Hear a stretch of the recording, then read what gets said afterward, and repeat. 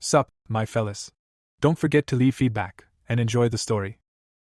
Miho, the MC of the story, looks like an ordinary schoolboy, but he has one special trait. Inside him flows dangerous demonic power. He was walking home from school with his buddy, when suddenly he heard some thug asking him for a debt. The hero didn't get scared, instead, he grinned wickedly. He was thrilled to have a chance to smash their faces, and silently followed the thug. When the bully started threatening him, the hero just kept staring and smiling.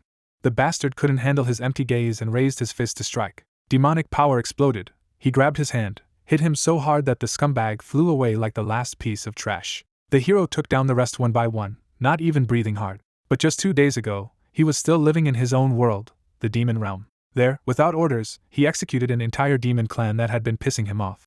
For this, his father, the demon king, chained him right in front of the council. The hero tried to justify himself, but the council didn't even listen. By his own father's decision, he was sentenced to exile in the human world. And in that very moment, he woke up in the body of an ordinary teenager. He finds himself in a human bedroom, gasping from the shock of arrival. Looking at his hands, he realizes he truly occupies a human body. The body trembles weakly under his control. Pain surges through him as he struggles to adjust. He curses as the truth sinks in that he has really fallen into the human realm. Still furious, he swears revenge on Bambi for exploiting his exile. At the same time, he is appalled by how frail and painful this human body feels. He tries to move and immediately feels the body's limitations. Standing up only confirms that he is trapped in a pitiful mortal vessel. He bitterly blames the remnants of House Hilt for dragging him to this point. Even the human atmosphere disgusts him, and he complains that breathing without demonic sulfur feels wrong. A sound at the door interrupts his complaints as someone cautiously peeks in. A girl calls out to him with desperate relief. She rushes in, overjoyed that he is finally awake. She throws herself at him, confessing she feared he would never wake up. Lavis, unfamiliar with her, guesses she must be the body's younger sister. Their mother arrives and calls him Minho, confirming the human identity he now wears. The mother breaks down in gratitude and sorrow, convinced her son has suffered terribly. Lavis stands frozen, unsure how a human is supposed to respond to this kind of affection. He concludes that human relationships may be a special kind of hell and wonders if he can survive them. Footsteps announce another arrival. The father enters with a stern, distant calm rather than relief. The mother informs him that Minho has awakened. The father studies him in silence, creating immediate tension. Instead of comfort, he orders Minho to stop drifting and return to school after a week in bed. When the mother worries about his condition, the father dismisses it as long as he is conscious. The sister anxiously asks if he is all right, but Lavis is already judging the family dynamic. He senses something dark and unsettling in the father. To his own surprise, he finds himself liking the man. That reaction startles him, because it suggests there are humans here who resemble demons. Realizing he lacks this body's memories, he decides he must stay cautious and keep pretending. The next day he is taken to Minho's school, which he regards with disbelief. His mother fusses over him and tells him to call if he feels sick during class. She leaves still worried, while he remains detached. Lavis scoffs inwardly that he finished school centuries ago in the demon realm. Being forced to attend a human school at his age feels like a fresh layer of punishment. He concludes again that human relationships are indeed hell. He enters class 2 to 3, the place where this new life must continue. Watching the short-lived humans around him, he decides they are too insignificant to bother with. His plan becomes simple: stay quiet, avoid trouble, and survive exile without losing his soul. He reminds himself that crushing House Hill bought him time, and that he must eventually return to seize the demon throne. Until then, he must protect Vindika's future by enduring this humiliation. That resolve is immediately tested when classmates greet Minho with false friendliness. Lavis senses trouble at once. The ringleader demands overdue fees from Minho and grabs him like a debtor rather than a friend. Lavis notices the body instinctively shrinking in fear, revealing how badly Minho has been conditioned. A flash of memory shows Minho being brutally bullied by these same boys. Their smug faces make clear this abuse is routine entertainment for them. They laugh as if tormenting him is nothing. The memory reveals Minho crying helplessly under their violence. Lavis understands at last what kind of life this body has endured. He realizes the body's lingering pain came from repeated beatings by these bullies. The torment continues as they mock Minho for fearing his own so-called friends. They demand money again and call it proof of friendship, turning extortion into a joke. Lavis is stunned to discover that he, a demon prince, is being bullied by humans. That humiliation triggers a memory from demon school, where humans were taught as contemptible creatures. Young demons had mocked humans as hornless, filthy beings unworthy of respect. Their teacher reinforced that humans are vulgar creatures who hide weakness behind behavior and appearances. The lesson went further, portraying humans as foolish beings who worship both demons and angels. Young Lavis had concluded that such creatures deserved only destruction. His teacher had praised that ruthless instinct. She taught him that if he ever met a human, he should crush its vulgarity without hesitation. Back in the present, Lavis cannot tolerate that a mere human dares lay hands on him. The bully remains oblivious, still checking his phone while asserting dominance. Lavis reaches for him with sudden intent. In one brutal motion, he slams the boy down and proves how foolish human arrogance is. The classroom freezes as the victim realizes too late that Minho is no longer helpless. Another bully charges in outrage, calling him insane. At that moment, Lavis feels his sealed magic stir in response. The attacker mistakes the change for madness and threatens him again. He lunges with a punch, expecting the old victim to fold. Instead, Lavis discovers that human insults themselves are stimulating his magic. He recognizes a direct link between profanity and the return of his power. Using that awakening, he counters with overwhelming force. The second bully is sent flying across the room. The surrounding students stare in disbelief as Minho overturns the hierarchy in seconds. Lavis is astonished that his magic can still answer him despite the seal. He concludes that even in a human body, malice can awaken his demonic power. A bespectacled classmate wonders whether this fierce figure can really be the Minho he knows. Another bully raises a chair to stop him, convinced Minho will kill someone if unchecked. The classmate who had tried to help earlier warns Lavis from behind. Lavis senses the attack without even turning. He strikes first and smashes the ambusher before the chair can land. The attacker collapses, gasping in disbelief at being overpowered so completely.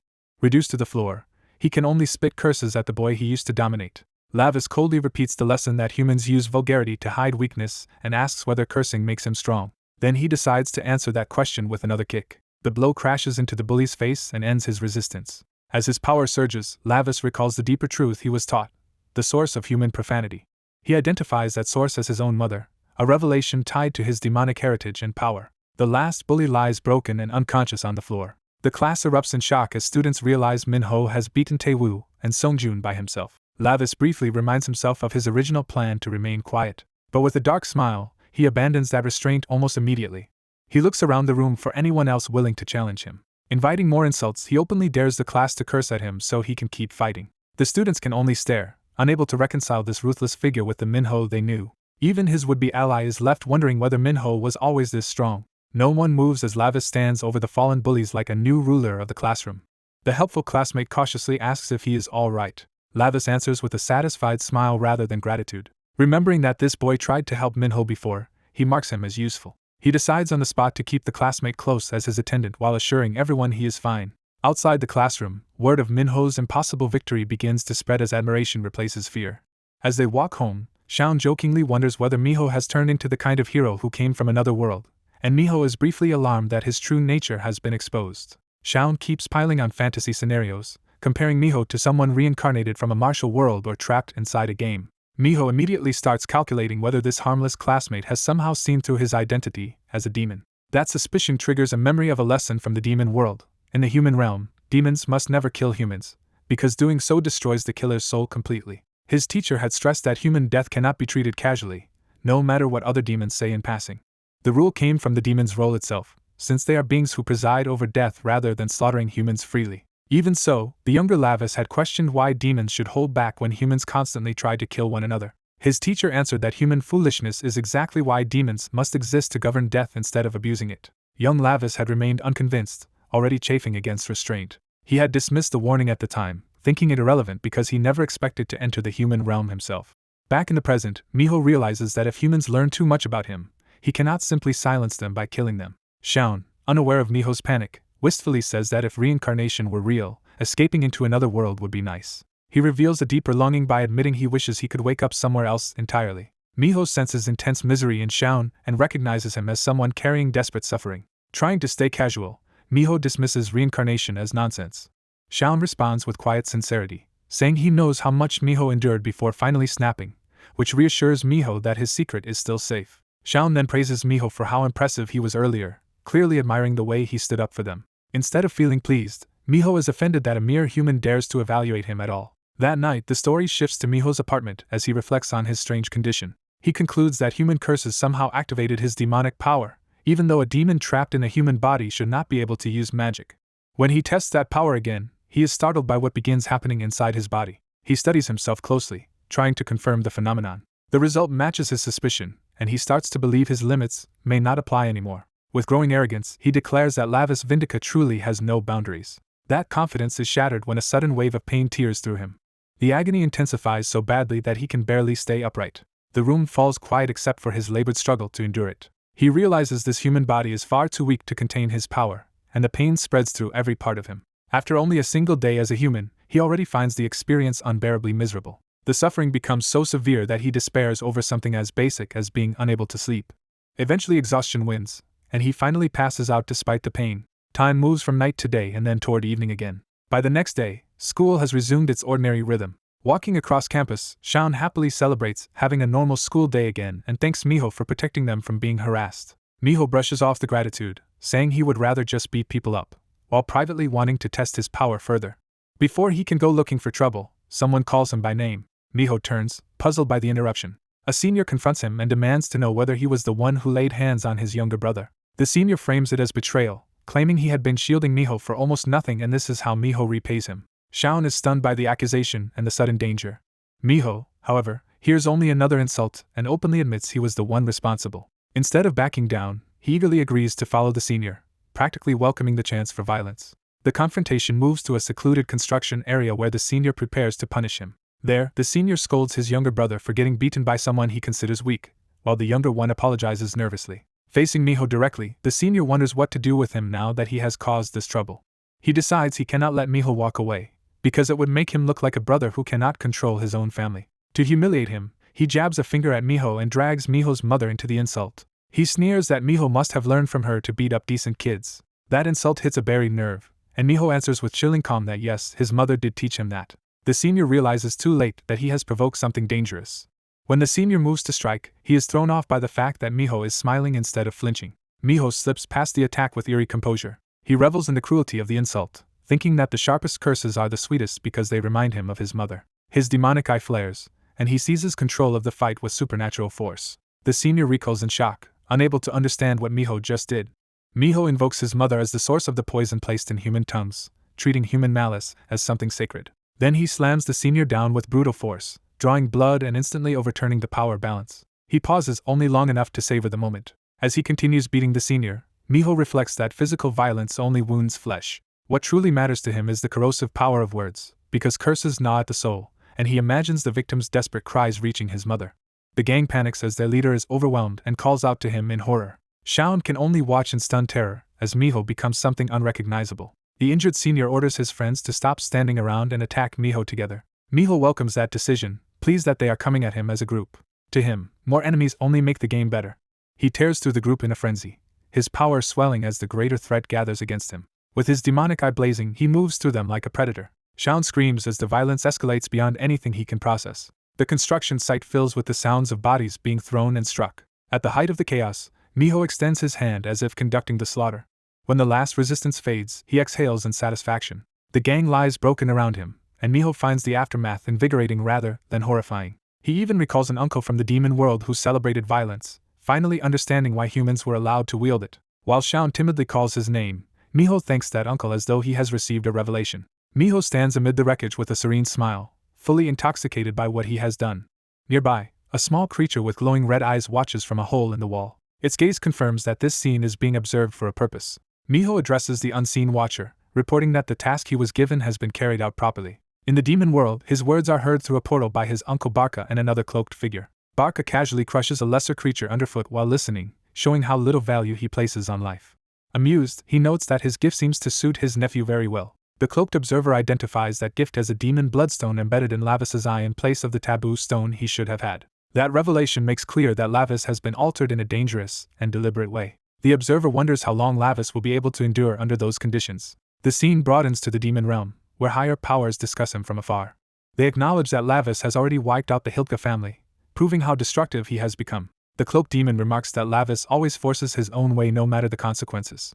Barca laughs that no one could ever truly control him, and blames the merciless decision to throw such a stubborn brat into the human realm. Another elder states the harsh doctrine for handling vicious high-ranking demons: only forceful subjugation works. The cloaked figure identifies that doctrine as the creed of the great demon king Gamudere. Barca adds that the human realm is where the demon world dumps its worst criminals, so Lavis was never going to adapt peacefully. He remembers Lavis as a troublesome child who grew up into exactly the kind of menace everyone feared. The cloaked figure asks whether that is why Barca gave him the demon bloodstone in the first place. Before the answer comes, the cloaked demon reports that preparations to manifest another sinner into the human realm are complete. Barca orders the summoner to show him the result. The ritual begins as black-purple power spills from the summoner's hand. That power pours into the vessel and opens a path for something to emerge. The summoner explains that now Lavis has descended to the human realm, he will inevitably come face to face with the beings being sent after him. Barca steps forward, eager to see the outcome. He reaches into the forming darkness, as if shaping it personally. The summoner and Barca combine their power, feeding the portal together. The vortex swells into a massive, violent manifestation. Watching from the human side, Miho hears Barca's delighted voice praising how exciting his nephew has become. Barca promises that Lavis will soon experience true darkness. The story then cuts back to the human world, where Shaun excitedly recounts Miho's fight over food, amazed that even Tewu fell so easily. To Shaun, the whole thing felt like watching an action movie, and he cannot hide his admiration. Miho tries to act unfazed and mocks the spicy food as unimpressive, even while tears stream from his eyes and Shaun catches him crying. Shaun teases him for ordering food that was too spicy, but Miho stubbornly insists that a demon who avoids hell is no demon at all. Their meal is interrupted when Shaun's phone starts vibrating on the table. The caller is Jin Jae-hee, and the name alone changes the mood. Shaun immediately tenses, clearly afraid of what that call means. Miho notices Shaun hesitating to answer and questions him, but Shaun cannot explain openly. Instead, Shaun claims he has just received an urgent call. He abruptly excuses himself and tells Miho to keep eating while he leaves first. Miho watches him go, suspicious that something is wrong. Left alone, he keeps eating in silence, but his attention is no longer on the food. That night, the story follows Shaun into a deserted alley. He arrives at an unmarked door, clearly heading somewhere he fears. Inside, a tattoo machine is prepared, turning the place into a site of punishment rather than art. Shaun enters a room where Jae-hee is tattooing a restrained debtor while warning him not to move if he wants to avoid more pain. She coldly explains that he should have paid on time and that his failure has only created extra work for her. When she finishes, she cheerfully announces that the punishment is complete. She admires the result on the victim's forehead with detached satisfaction. At that moment, Shaun is brought in and presented to her. He trembles as he addresses Jae-hee, unable to hide his fear. Jae-hee greets him with false warmth and calls him closer so he can inspect the debtor's mark. Under the harsh light, the lesson becomes impossible to ignore. She forces Shaun to look directly at the branded wound instead of averting his eyes. Then she asks him what the mark means, turning the scene into a test. She explains that the character means thief bastard, making the punishment both physical and public. She reminds Shaun that this man was punished for failing to repay a debt. Then she turns the real threat on Shaun by asking how their own promise is progressing. Shaun falters, unable to give the answer she wants. All he can admit is that problems keep interfering, which only sounds like another excuse. Jae-hee takes that as insolence and knocks him down, demanding to know whether he thinks this is a joke. As her men hold him in place, she mocks how slow he is to understand the seriousness of his situation. Shaun tries to shield himself, but he is helpless. Jae-hee presses the tattoo machine toward his hand and threatens to carve the lesson into him if that is what it takes. Terrified, Shaun begs her not to do it. She leans in and tells him to listen very carefully. This, she says, is the last chance she is willing to give him. She orders him to do exactly as instructed from now on. Then she adds that he must make sure everything is ready, leaving Shaun wondering in despair whether he can really carry out whatever she demands. Later that night, the sky darkens over the city as Shaun returns home with that threat hanging over him. Alone in his room, he sits at his computer and starts working frantically. He tells himself that if he does not do this, Jae-hee will act. His hands shake as he forces himself to continue anyway. The thought he cannot escape is that Jin Jae-hee will come after him if he fails. So he remains at his desk deep into the night, trapped between fear and whatever task he has been ordered to complete. Outside, the apartment building stands silent, while the danger closing around both boys continues to grow. A boy wakes in agony, realizing his body is so weak that even spicy food and minor exertion leave him feeling ruined. As the pain spreads through his stomach and shoulder, he bitterly recognizes how fragile this human body is. Furious at that weakness, he rejects the body as pathetic instead of accepting its limits. He forces himself into training and swears that Lavis Vindica will not be defeated by something this trivial. He decides he will rebuild and rehabilitate this worthless body no matter what it takes. With sheer stubbornness, he vows that pain alone will never make him submit. The scene shifts as time passes. Morning arrives at school, returning the story to ordinary life on the surface. In the hallway, Shaun stands alone with the app in his hand, too troubled to speak. He stares at the device that started all of this, weighing what it has brought into his life. Shaun admits to himself that the app is not just strange but dangerously tied to recent events. The more he thinks about it, the more certain he becomes that keeping it is risky. He recalls Jin Jae-hee calmly ordering preparations, confirming that a larger plan is already in motion. That memory hardens Shaun's anxiety into grim concentration. Cornered by what he knows, he panics over what he is supposed to do next. Minho suddenly greets him, jolting Shaun out of his spiraling thoughts. Minho notices Shaun's extreme reaction and immediately senses that something is wrong. For a moment Shaun considers asking Minho for help, but Minho's presence only reminds him how much danger that would invite. Shaun decides against involving him. He concludes that even Minho would be at risk if Jin Jae-hee became aware of him. Determined not to drag his friend into this, Shaun keeps his fears to himself. Before he can respond, Minho catches a familiar scent in the air. That scent triggers recognition just as a girl suddenly collapses nearby. Shaun realizes the fallen student is Sunji and rushes toward her. The hallway erupts in alarm as students gather and urge her to wake up. Shaun kneels beside her, trying to find out whether she is injured or conscious. Sunji can barely respond, coughing and writhing in obvious distress. Her pain spikes so violently that even Shaun recoils. Minho's eye changes as he senses demonic energy inside a human body, something that should not be possible. As adults and students rush over, the situation becomes too public to ignore. Staff carry Sunji away to the infirmary, assuming it is a medical emergency. But Minho remains focused on the supernatural trace she leaves behind. As she is moved, he spots a crest on her arm that confirms his suspicion. He recognizes it as the symbol of the Hilke family, which should never appear on a human. That impossible detail convinces him he has to investigate personally. By night, the mystery has followed him to the hospital. Outside Sunji's room, Minho arrives in disguise and finds a guard watching the door. He stops the guard before she can enter and interfere. When she explains that Sunji needs rest and cannot receive visitors, he ignores the warning. He closes the distance before she can react. Using demonic power, he erases her awareness and casts her into oblivion. The guard falls under his spell instantly. Her eyes empty as her will is overwritten. She collapses into a passive, seated stupor. With the obstacle neutralized, Minho leaves her behind and enters Sunji's room. He notes that even a faint amount of demonic power can produce this much control, though only temporarily. Satisfied the guard will stay quiet for now, he proceeds inside. Sunji notices him and immediately becomes wary. Seeing a hooded stranger at her bedside, she demands to know who he is. Instead of answering, he turns the question back on her and challenges the identity she is hiding. She reacts with anger and confusion, offended by the intrusion. Minho seizes her wrist before she can pull away or bluff her way out. His grip makes it clear this is an interrogation, not a conversation. He remains cold and unreadable while tightening control of the exchange. Exposing the crest on her arm, he demands to know why a human bears the Hilke family symbol. Sunji insists she has no idea what he is talking about. Minho warns that lies will only make what comes next worse. He presses further and demands her true identity. The pressure terrifies her so badly that she can barely breathe. As she stares at his eye, she begins to understand what he really is. She realizes in horror that the one interrogating her is a demon. Minho starts to answer, but her fear cuts him off. She demands the truth from him instead, desperate to regain control. Breaking down, she insists she knows nothing except what Jae-hee told her. She confesses that Jae-hee ordered her to get the tattoo to join his crew and promised her diet pills as part of it. That confession confirms for Minho that the scent on her came from an external source, not from her nature. He recognizes it as a smell he has encountered before in the demon realm. Elsewhere, Lavis heads deeper into a forbidden area despite being called back. When asked where he is going, he keeps moving toward the restricted depths. Bambi warns him that the place is off-limits and dangerous. Lavis glances back, unimpressed by the warning. He mocks Bambi for being timid. Bambi bristles at the insult but cannot deny his fear. He claims he is only worried about punishment, and Lavis bluntly tells him to leave if that is all he cares about. Bambi refuses, admitting he cannot abandon Lavis when trouble is certain to follow. Resigned, he asks how far this reckless search is going to go. Together they press deeper into the dark ruin. Bambi finally asks whether Lavis already knows what they are looking for. Lavis says he does not, forcing Bambi to explain his theory first. Bambi begins with an old story about beings whose eyes transcend the limits of their species. According to him, such eyes can lose their sight in only two ways. Either overwhelming light blinds them, or total darkness starves their vision until it atrophies. Bambi's own unease grows as he realizes how well this place fits that legend. Lavis suddenly senses a presence nearby and warns that something is here.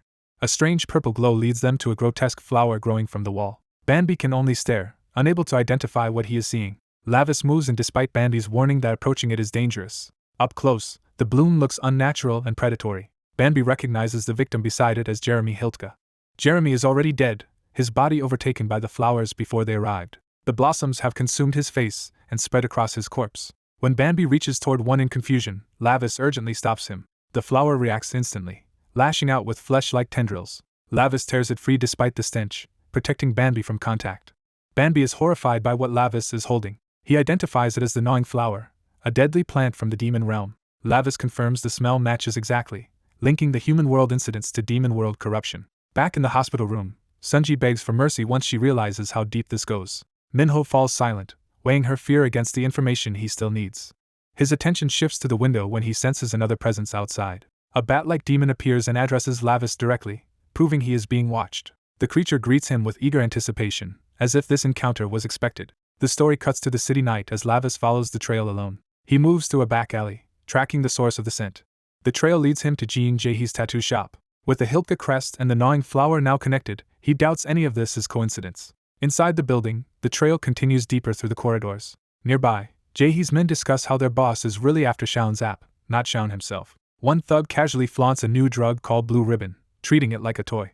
The others recognize it as Youngmu's recent creation. They warn that the drug is unstable and already caused severe side effects in another victim. But the user does not care as long as it feels good, revealing how reckless the crew has become. Lavis notices the Hilka crest on the drug user's neck as the same tainted aura rises from him. That confirms the scent and the crest are appearing together again.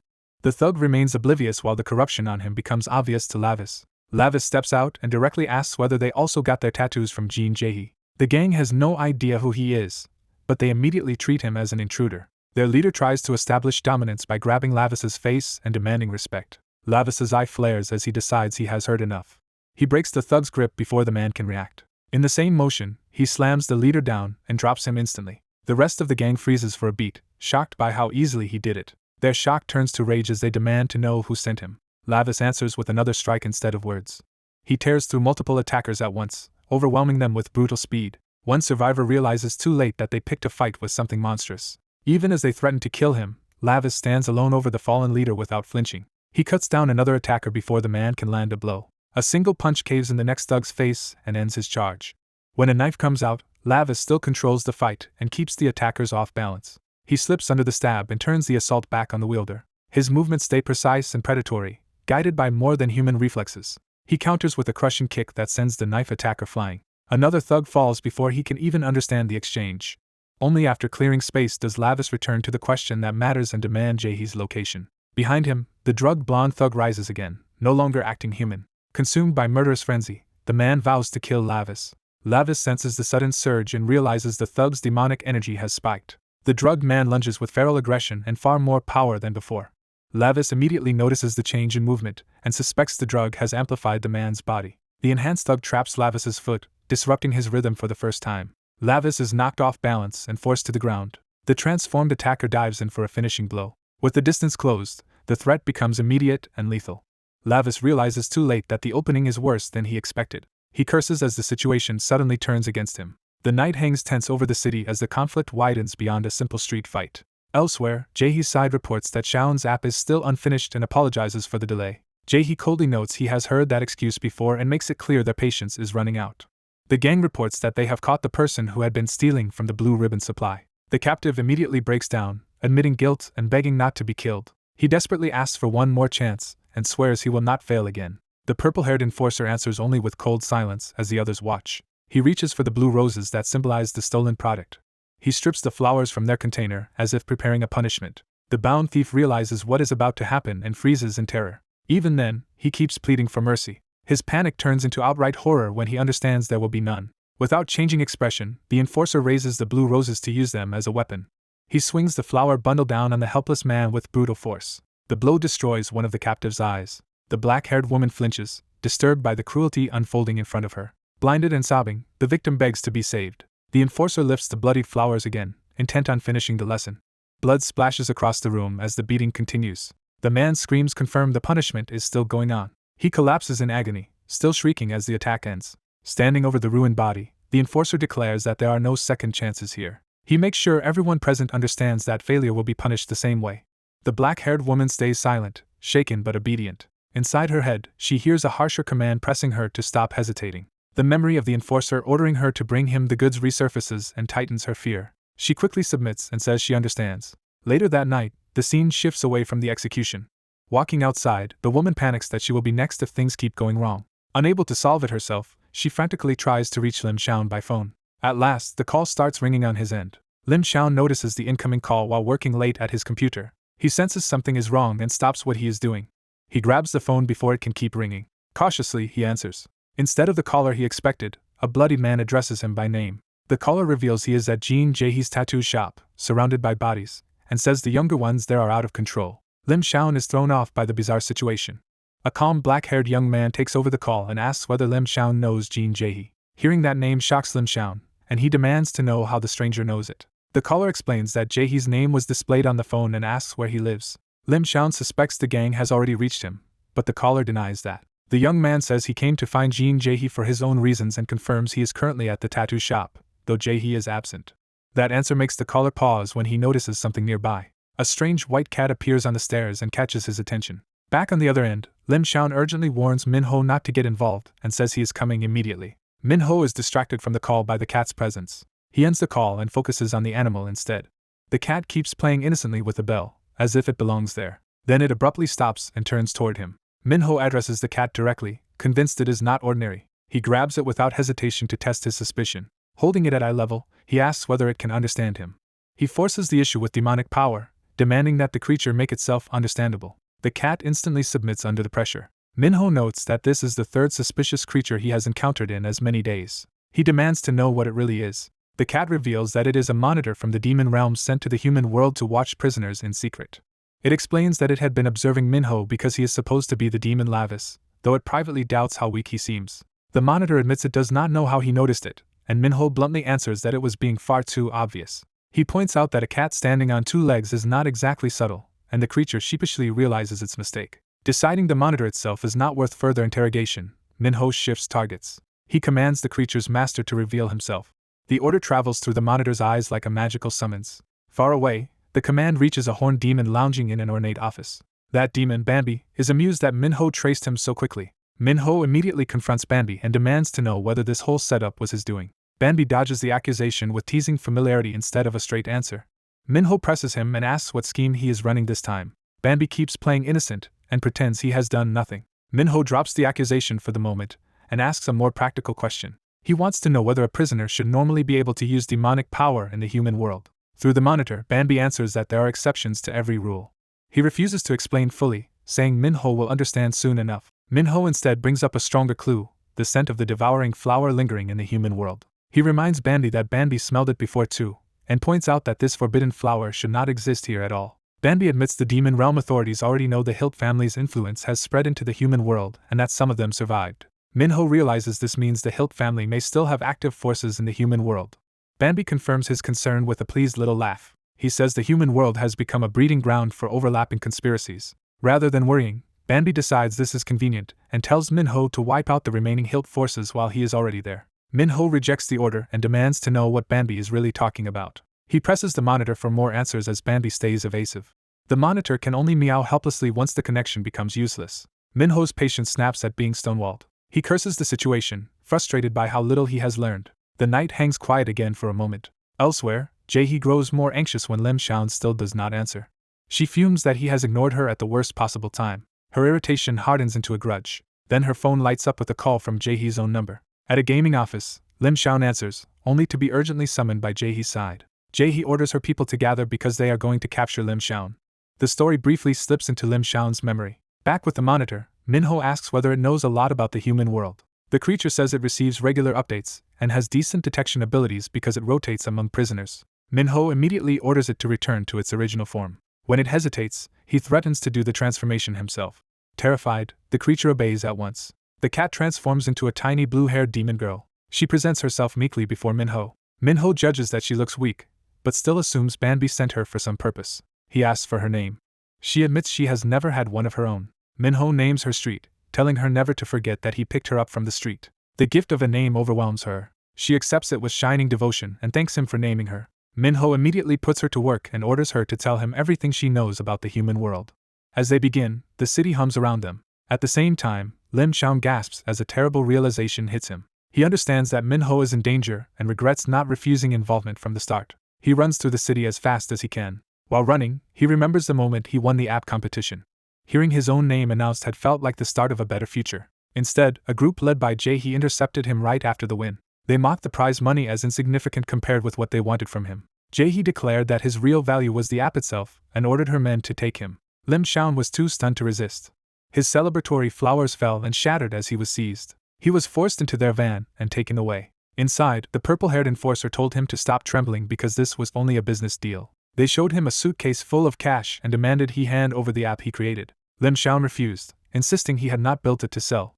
The enforcer remained calm, already certain Lim Shaun would give in. He dismissed Lim Shaun's refusal as naive self-deception. Remembering that moment still fills Lim Shaun with dread, but the memory also hardens into determination. He pushes himself to run faster, desperate to stop Minho from meeting Jean Jae-hee.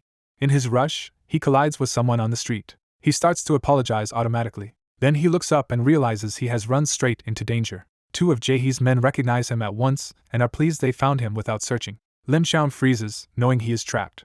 Jaehee and the rest of the group close in around him. Jaehee tells him his resistance is over. His cry is swallowed by the night as they seize him again. Back at their base, they inform him that from now on his only job is to manage the app for them, and failure means lifelong captivity. Lim Xiaon tries to protest, but panic chokes the words.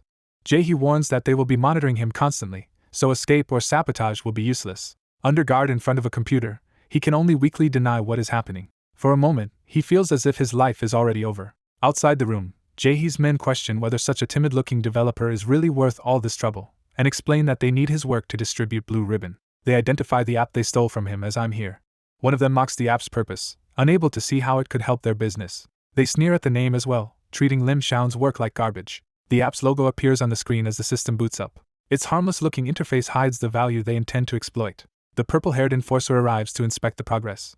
He explains that Lim Xiaon's app is the core of the Blue Ribbon project. Once they control the buyer's location data, they will be able to manipulate the market however they want. He clarifies that the app's real-time location sharing feature will be their main weapon for expanding the operation. Hearing that, the others realize they are finally close to launching Blue Ribbon on a much larger scale. The enforcer's quiet look suggests he is already thinking beyond simple sales and toward total control. A hidden figure confirms the name of the product they have chosen to unleash: Blue Ribbon. With quiet confidence, he decides the time has come to reveal Blue Ribbon to the world. At school, the scheme begins as students are urged to join a new app and add friends for rewards. The app is pitched as easy money, paying users cashback for every accepted friend request. The promise of quick profit spreads through the classroom and turns curiosity into a frenzy. Even hesitant students are pressured into joining, showing how easily the trend becomes coercive. As more girls check the promotion, they discover the sign-up event includes a free product. The reward turns out to be a diet supplement called Blue Ribbon, marketed as safe, certified, and attractive. Elsewhere, the people behind the operation are stunned by how explosively the user count rises in a single day. Youngwoo's side celebrates the campaign's success as proof that their rollout is working perfectly. But the mood shifts when the damaged tattoo shop is brought up again, and they admit the culprit still has not been identified. Youngwoo is baffled when he hears the security footage seems to show a bat at the scene. The footage only deepens the mystery, because the creature appears to stare directly into the camera. When Youngwoo demands other angles, his men can offer no better explanation. Another recording makes the intruder look like a rat instead, turning the evidence into nonsense. Faced with impossible footage, Youngwoo explodes in frustration at how little sense it makes. One of his men receives a message that abruptly interrupts the argument. Youngwoo is called away before he can keep raging about the failed investigation. The mention of a fresh Blue Ribbon shipment instantly redirects his attention to business. As evening falls, the story shifts to Ravi moving through the city with a new lead. Ravi arrives in his school uniform, calm and already in control of the situation. He finds Street hiding nearby and demands to know why she is lingering instead of reporting. Street nervously greets Lavis and admits she has been distracted, but Ravi pushes her back to the investigation he ordered. Trying to recover, Street insists she did manage to figure something important out. Her clue comes from a beaten victim found with several pieces of blue ribbon scattered beside him. Ravi confirms the candy carries the scent of the gnawing flower, linking the product to demonic corruption. From the victim's condition, he realizes humans have been consuming blue ribbon in order to awaken something inside themselves. That discovery alarms him, because the gnawing flower should not even exist anymore without a host. Street explains that the candy they were tracing is blue ribbon, now being sold to humans in many disguised forms like diet pills and supplements. Ravi immediately asks where the raw materials for all of it are coming from. Street admits she still cannot trace the source because the manufacturing process is being kept extremely secret. Ravi takes that as failure and coldly accuses her of bringing him nothing useful. Panicking, Street blurts out the one thing she did learn: the finished product is moving in such huge quantities that its demonic residue can lead them straight to the manufacturer. Ravi snaps that she should have followed that trail already instead of waiting to report it. When Street mentions Bambi told her to stay with Lavis, Ravi realizes she has been reporting to both of them. Street breaks down and pleads that she is only a lowly subordinate trying to obey two masters at once. Ravi forces the issue and demands she choose immediately whether her true loyalty belongs to him or to Bambi. Unable to answer, Street freezes under the pressure. Ravi tempts her with status and promises that if she chooses him, he will raise her above her current insignificance. The offer overwhelms Street, especially when she imagines the glamorous authority that comes with serving Lavis. She throws herself down and formally offers her body and blood to the darkness in submission. Satisfied, Ravi accepts her oath and begins the ritual of taking her in as his own subordinate. Street is stunned as the bond is sealed and Ravi claims her personally under the name Lavis Vindica. At that moment, Bambi's spirit appears, having clearly witnessed the transfer of loyalty. Ravi dismisses Bambi without hesitation, making it clear the matter is settled. With Street now under him, Ravi orders them to head for the place where Blue Ribbon is being gathered. By night, the two arrive at a remote container yard hidden beside the forest. Street confirms they have found the center of Blue Ribbon's concentrated demonic energy, and urges Ravi to open a container. She hesitates at the heavy chains and lock, unsure how to get inside. Ravi simply tells her to step aside. He smashes through the chained doors with brute force, proving how far above ordinary humans he stands. The container opens at last, exposing the shipment within. But the moment the doors part, Ravi senses something unexpected. A foul stench and choking air hit both of them, making Street gag and Ravi recoil. Dark energy spills from the container as the hidden cargo begins to reveal its true nature.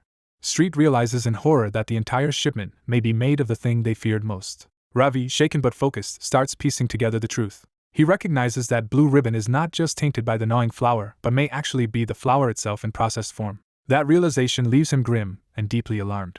Far away in the demon realm, another conflict erupts as a mocking laugh echoes over a cliffside battlefield. Ravis is attacked by his uncle, who taunts him for being weak and unworthy. Ravis answers with open hatred, making it clear their family bond means nothing beside their enmity. His uncle attacks with murderous contempt, deciding that if Ravis cannot please him, he should die. Ravis is struck hard and driven back by the overwhelming difference in strength. The beating continues, leaving him bloodied and struggling to hold his ground.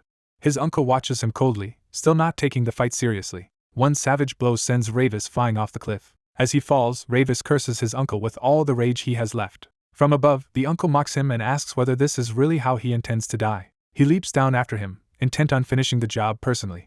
Ravis crashes into the ground below, and can barely rise through the pain. His uncle lands nearby and taunts him again, asking whether he is dead yet. Then the uncle notices something strange in the area around them. He discovers a hidden field of corpses overgrown with gnawing flowers and realizes this is where they have been concealed. Ravis stares in shock at the scale of the discovery. The sight forces him to understand that this is no isolated incident. A buried memory surfaces, recalling the ancient moment when light and darkness were split apart and opposing beings were born. Among those incompatible creations was a flower that belonged to either side and thrived precisely because it could not merge with any color. The memory shifts to primitive humans discovering the strange bloom. That flower first bloomed where the earliest humans gathered, feeding on the dead around them. By devouring fallen celestials and ruined demons alike, the gnawing flower developed a single consuming desire. Its true purpose was the annihilation of the world itself. The memory expands into a vision of the flower's catastrophic power spreading like a cosmic blaze. Ravis and his uncle once stood before that threat together, both witnesses to its danger. Back in the present, Ravi recalls that the flowers were supposed to have been completely eradicated in the demon realm. The huge stockpile before him makes that official history impossible to believe. He concludes that the flower must have first appeared in the human realm, not the demon realm. He reasons that the human world is a chaotic middle ground between light and darkness, making it the perfect birthplace for such a thing. Human records also claimed the flowers were wiped out long ago, but the evidence in front of him contradicts that too. If both realms believe the species was extinct while it survived in both, then someone must have engineered the deception. Street repeats the conclusion, and the implication begins to settle over them. A flashlight suddenly cuts through the darkness before they can think further. Ravi and Street turn toward the new disturbance. A group of intruders steps into view, and their leader makes it clear they have been listening for a while. Ravi recognizes them as the same people tied to the attack on the tattoo shop, and Jahi identifies him in return. Street quickly tells Ravi that the woman leading them is Jean Jahi. Jahi confronts Ravi over the destruction of her shop and demands to know how he found this place. Ravi ignores the accusation and asks whether Jahi is the one managing the Blue Ribbon operation, and she brazenly admits she is. He presses further, asking if she knows what raw materials are used to make the product. Jahi mocks the question as an attempt to steal her trade secrets. Ravi says it is not really his business to pry into her operation, but he also makes clear he cannot leave something this vile alone. Jahi warns her men that Youngmu will punish another failure, then reaches into her pocket. To force the issue, she hands out Blue Ribbon as a special reward to her subordinates. The men are thrilled and can hardly believe they are being given the drug for free. Jahi orders them to stop asking questions and swallow it immediately. They obey at once, greedily consuming the candy as the corruption begins to take hold. Seeing the danger, Ravi orders Street to stay hidden because her current power would only make her a burden in the fight. The men transform into snarling, hollow-eyed monsters under the drug's influence. Jahi sends the newly empowered addicts straight at Ravi. The discarded wrappers scatter across the ground as the attack begins. The transformed men rush him, and Ravi condemns them as fools too intoxicated to understand what is really controlling them. He invites them to come anyway, deciding to meet the assault head-on. The first attacker lunges with a knife, but Ravi intercepts him without losing his composure. A second man tries to blindside him, forcing Ravi to split his attention. Even so, Ravi counters with a brutal kick that sends one attacker reeling. Another strike comes from behind before he can finish the exchange. Ravi's demonic eye flares as his instincts sharpen in response to the danger. He slips under a stabbing arm and turns the attacker's momentum against him. A precise counterattack knocks the weapon aside and breaks the rhythm of the ambush. For a brief instant, Ravi realizes just how close the blade came. He seizes one assailant and uses him as a shield while twisting into another counter. Ravi's anger rises as the attackers scream and keep coming despite the punishment. The group crashes into him together, trying to overwhelm him with numbers. A heavy stomp comes down as one of the larger men tries to pin him in place. Ravi catches the attack and braces against the brute's weight instead of being crushed. From cover, Street can only watch in panic as Ravi is pressed from all sides. Jaehi smiles, pleased to see her drugged pawns forcing him into a corner. The transformed men surge again, now fully committed to tearing Ravi apart. They hammer him from every direction, turning the fight into a chaotic mob assault. Ravi realizes they are much stronger than before, likely because this time they consumed a far larger dose. Accepting that ordinary restraint will not be enough, he changes tactics. He plants his foot and anchors himself, preparing a more decisive response. Ravi grabs one attacker by the head with crushing force. He slams the man down and releases a burst of power through the impact. The strike erupts into a cloud of tainted purple energy that engulfs the others. The transformed men begin choking and convulsing as the corrupted energy turns against them. Ravi hates the foul stench of the spreading corruption, but he recognizes it as something his own power can answer. His demonic energy surges more violently the more it reacts to the evil saturating the area. One of the men clutches his face in agony as Ravi's power starts breaking their momentum. Ravi follows through with a direct palm strike that crushes another attacker backward. He flips through the melee and uses the motion to drive a second opponent into the ground. Lightning-like demonic force gathers around his eye as he chains the attacks together. He slams one man down so hard that blood bursts from the impact. Another attacker tries to retaliate with a kick while Ravi is still moving. Ravi absorbs the blow and stays inside the man's guard instead of retreating. He sweeps through the group, dropping one body after another across the dirt. When another man grabs at him, Ravi traps the limb and turns the hold into an opening. With his face now darkened by power and his eye blazing, Ravi stomps the attacker down and dominates the battlefield. Even as one last crazed brute lunges and screaming for Ravi's death, Ravi remains locked in and ready to finish the fight. The black-haired boy opens the fight by crushing one thug's face and overwhelming him before the man can react. He keeps moving through the group alone, leaving another attacker reeling as the others realize brute force is failing. Without slowing down, he drives into a larger opponent and folds him over with raw power. As his strange eye flares, he commits fully to the assault and releases even more force. The big man is slammed into the ground, proving the boy can overpower enemies who should have outmatched him. Watching from the side, one of the gang members is shaken by how impossible this is for a single person to do. The boy lowers his head for a moment, gathering himself as the unnatural power in his eye crackles. The witness's fear deepens as the boy's presence starts to feel less human than monstrous. A dark, ghost-like aura rises behind him, turning the battlefield into something supernatural. The terrified onlooker can only wonder if the boy is some kind of ghost rather than a normal fighter. His glowing eye becomes the center of that inhuman pressure, confirming that something beyond ordinary strength is at work. Elsewhere, a formal ballet competition is underway. A young ballerina named Yuri performs alone on stage before a full audience. Her poised entrance suggests a major chance to prove herself. At the same time, Yuri's mother is reminded that Yuri is the daughter of the famous Kang Hyun-ju. The speaker flatters her by saying Yuri's talent was enough to place her in a top ballet company. Two men enter the private room and identify the woman as one of their important clients. She immediately pushes back, furious that strangers have barged into such an exclusive place. The pink-haired man answers her contempt with mock politeness and presents a bulk delivery of blue ribbon. The woman is caught off guard by the sheer amount and by the fact that they brought it here in person. Seeing the jar, she recognizes exactly what they are talking about and grows uneasy. The dealer reassures her that his side controls production and distribution, so she should stop worrying. Even so, she hesitates and finally asks whether what she has done is truly safe. The dealer mocks her for asking that only after she has already gone this far. He reminds her that she already fed plenty of the drug to her daughter before sending Yuri onto the stage. On stage, Yuri's body begins to react violently even as she tries to continue dancing. She forces herself through the routine on point, but the strain is clearly no longer under control. Watching from the room, her mother realizes too late that something is going wrong and calls out to her. Yuri's face and body show severe side effects as the drug overtakes her mid-performance. Her arm jerks unnaturally, signaling that the performance is turning into a medical disaster.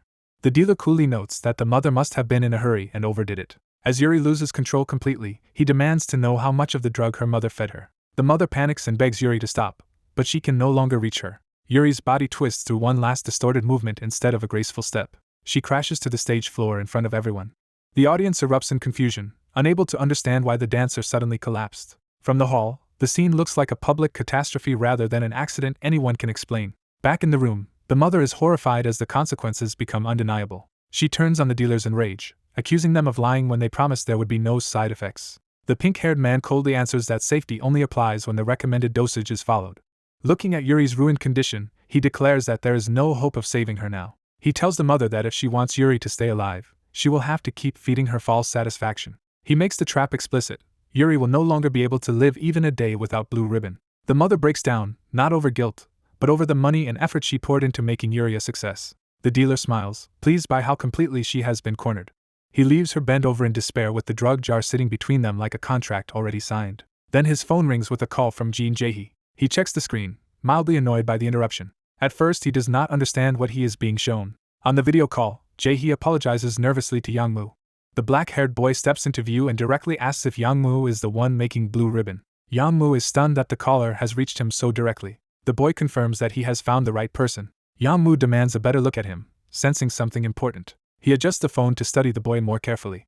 After recognizing the urgency, he abruptly excuses himself from his current business. The story returns to the nighttime clearing where the earlier fight took place. Standing among the bodies he has dropped, the boy begins explaining why humans fall into drugs at all. He says addicts are arrogant enough to believe they can use poison without becoming dependent on it. In his view, they cling to drugs because they have nothing real to believe in. His blue-haired companion interrupts to point out someone approaching. Jae-hee recognizes the newcomer and calls Yang-moo's name in alarm. Facing the arriving men, the boy realizes the tattoo shop incident also led back to Yang-moo. Yang-moo answers with calm confidence, as if he has finally found the person he wanted. The boy dismisses him as trash and demands to know where he got the object in his hand. Yang-moo replies that such a thing should have been impossible for an ordinary human to obtain. That wording makes Yang-moo pause and reconsider what kind of being he is facing. He starts to suspect the boy may not be human at all. The scene abruptly shifts to Yang-moo's past, in a filthy room littered with pills and empty containers. As a child, Yang-moo found his addict father collapsed on the floor and still begging for more drugs. He tried to rouse him, still calling him father despite the neglect. The man looked dead enough to terrify him. Young Yang-moo wondered if his father had finally died. He saw only a junkie who had wasted his life and seemed to be ending it the same way. For a brief moment, the boy considered what his own future would become if the man really died there. But his true fear surfaced immediately. Without his father, he would lose access to the drugs he craved. Even the dying man's body became secondary to Yang-moo's panic over how he would get another fix. At that moment, the father's eyes lit with an unnatural purple glow. The boy froze as the impossible unfolded in front of him. When the father moved again, Yang-moo realized he had not simply come back to life. A shadowy being appeared over the father and asked whether this man's death truly brought Yang-moo sorrow. Yang-moo could only stare, trying to understand what was speaking to him. The entity offered a bargain, saying it could return the man if that was what Yang-moo's sorrow desired. Yang-moo rejected the premise outright, laughing at the idea that he would mourn such a father. He admitted the truth. He did not want his father back, only the drugs his father provided. The entity accepted that answer without judgment. Instead, it told him to feed his father's corpse to a strange creature called the gnawing flower. It promised that by doing so, Yang-moo would form a covenant and gain what he desperately wanted. The being added a condition of loyalty, warning him against betrayal or denying the flower. Its command was simple and absolute: kill anyone who did. The flower itself bloomed in his hand like a living contract. Yang-moo accepted it with ecstatic devotion. Armed with the flower, he turned that new power on his father's body. Back in the present, Yang-moo bristles at being called a mere human. The black-haired boy notes that such certainty means Yang-moo must worship something. Yang-moo confirms it and says that being gave him a new life. The boy immediately understands that Yang-moo made a pact with a demon. He pities both Yang-moo and the being he serves, whatever trash they have chosen to believe in. Yang-moo takes that contempt as an unforgivable insult to his god. He orders his men to seize the boy at once. The blue-haired girl complains that another fight is starting before the last one even settled. The boy decides to stop playing around and end the confrontation quickly. He vanishes into motion before the others can follow. Elsewhere, Yuri is being rushed away in an ambulance. Even with his daughter dying, her mother clutches the drug jar and thinks first about how profitable the launch has become. At the street level, the app tied to the drug is spreading Blue Ribbon rapidly among students. Dealers celebrate that the app is making nationwide expansion easy. Their greed grows so quickly that they start joking about becoming a global operation. Other associates boast that Yang-moo has already opened routes into China and Japan, treating him like a criminal prodigy. But the young man behind the app sits in silence, unable to share their excitement. He realizes with horror that the system he built is the reason the drug is spreading this fast. Overwhelmed by guilt, he silently begs for someone to stop what he started. Back in the clearing, one of Yang-moo's men is cut down before he can matter. Jae-hee points out that the enemy is no longer acting like a normal human at all. The boy asks calmly when the real opponent plans to step in. Yang-moo answers only with a hardening expression. Inside his head, the demon's command repeats, pressing him to deny nothing and kill. That order takes hold, swallowing his hesitation. He tightens his hand around Blue Ribbon, linking the drug to the power driving him. Submitting completely, he vows obedience to Lord Bauer Hilt. Jae-hee desperately warns that this is no ordinary high schooler, and may be tied to the creators of the new drug. The boy is briefly thrown by the suggestion that he himself could be mistaken for part of the drug operation. Yang Mu uses that instant to launch a direct attack. The boy senses the strike at the last possible moment. He blocks, but the impact proves Yang Mu is far stronger than the earlier thugs. Yang Mu keeps pressing with relentless speed and force. The boy recognizes that this opponent is on an entirely different level. Yang Mu demands to know how the boy can keep blocking and asks if he too received a blessing from the same power. He reveals the depth of his fanaticism by insisting that the being behind his power is his god alone. While defending himself, the boy pieces it together from the flower and the foul aura surrounding Yang Mu. He names the demon outright as Bauer Hilt. Hearing that name from someone else shocks Yang Mu and enrages him further. The boy uses the opening to mock both Yang Mu and the pathetic god he chose to trust. Yang Mu explodes, screaming that no one may insult the being who took pity on him. The boy twists the knife by saying pity is exactly what Bauer Hilt must have felt for someone so pathetic. That humiliation breaks whatever restraint Yang Mu had left. He throws himself into a frenzied assault, trying to crush the boy with sheer violence. Even under the barrage, the boy keeps his guard and notes bitterly that Bauer Hilt has risen high while hiding. A sudden flash of blood and violence triggers a memory of the demon's past rampage. He recalls a time when Bauer Hilt slaughtered others while one man fled alone. That fleeing survivor was someone the boy has not forgotten. Remembering it, the boy's expression turns savage with recognition and hatred. He accuses Bauer Hilt of living like a king now and demands to know where the demon is hiding. Yang Mu can only answer with blind fury, defending the demon's name. Driven by worship and rage, he surges forward with even more monstrous force. The boy feels the foul stench of the demon's influence intensify around him. Yang Mu declares that anyone who insults Bauer Hilt will die by his own hands. He locks onto the boy at close range, trying to overpower him directly. With his grip tightening and his eyes blazing, Yang Mu commits to killing him outright. The clash peaks as Yang Mu hurls the boy through the air, ending the exchange with brute force rather than control. The possessed test subject drives Lavis down and opens the fight with a brutal, overpowering assault. Pinned beneath him, Lavis realizes he is in immediate danger and searches for a way to survive. The attacker, consumed by demonic energy, raises another killing blow with no restraint left. As the attack continues, Lavis recognizes that the creature now carries both the blue ribbon and Boar's influence. The fused subject claims everything for himself, revealing a mind overtaken by greed and possession. Lavis understands the subject has lost all reason and truly intends to murder him. The berserk subject roars and slams into Lavis again, forcing a pained gasp from him. Watching from hiding, the blue-haired demon girl panics and fears Lavis is about to die. The monster presses the advantage and mocks Lavis for reaching his limit in a human body. She desperately thinks that if Lavis still had access to his true demonic power, this would not be happening. Her desperation turns into a wish that Lavis could somehow use his old abilities again. Meanwhile, the attack keeps coming, leaving Lavis buried under relentless force. Elsewhere, a horned observer reports that the gnawing flower test subject has completely fused and exceeded expectations. He coldly concludes that Lavis may really die this time, and with him, his soul could be erased forever. Another demon beside him brings up Lavis's deepest hatred, hinting that it may matter more than strength.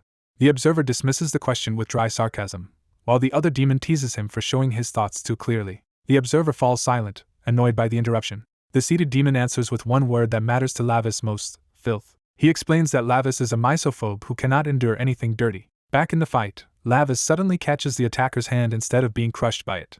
Bleeding and furious, Lavis fixates on the filth covering the subject and repeats the word like a trigger. The attacker is thrown off by Lavis's sudden change in demeanor. Lavis snaps that he can no longer tolerate the foul stench coming from his enemy. His grip tightens with new force, turning disgust into power. The subject cries out as Lavis crushes and twists his hand.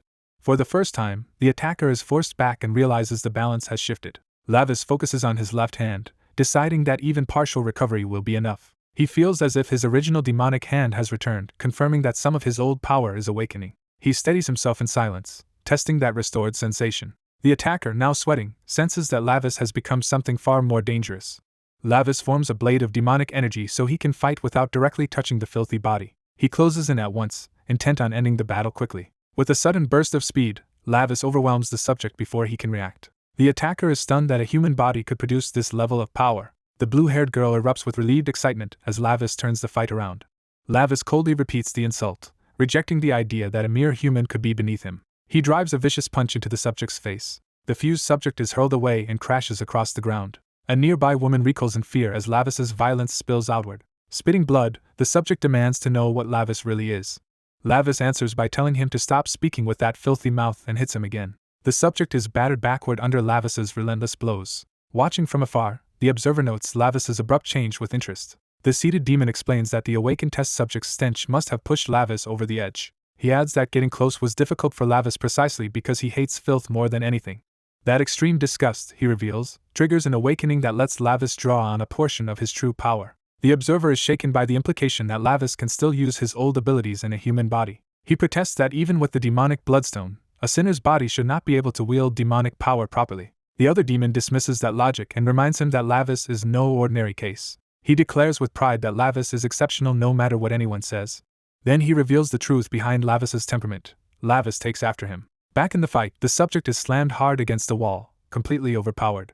Lavis approaches and tells him he is lucky to have survived this long. He clarifies that the only reason the subject still lives is because this human body should not commit murder. The subject cannot accept defeat and insists that someone blessed directly by Boar should not lose like this.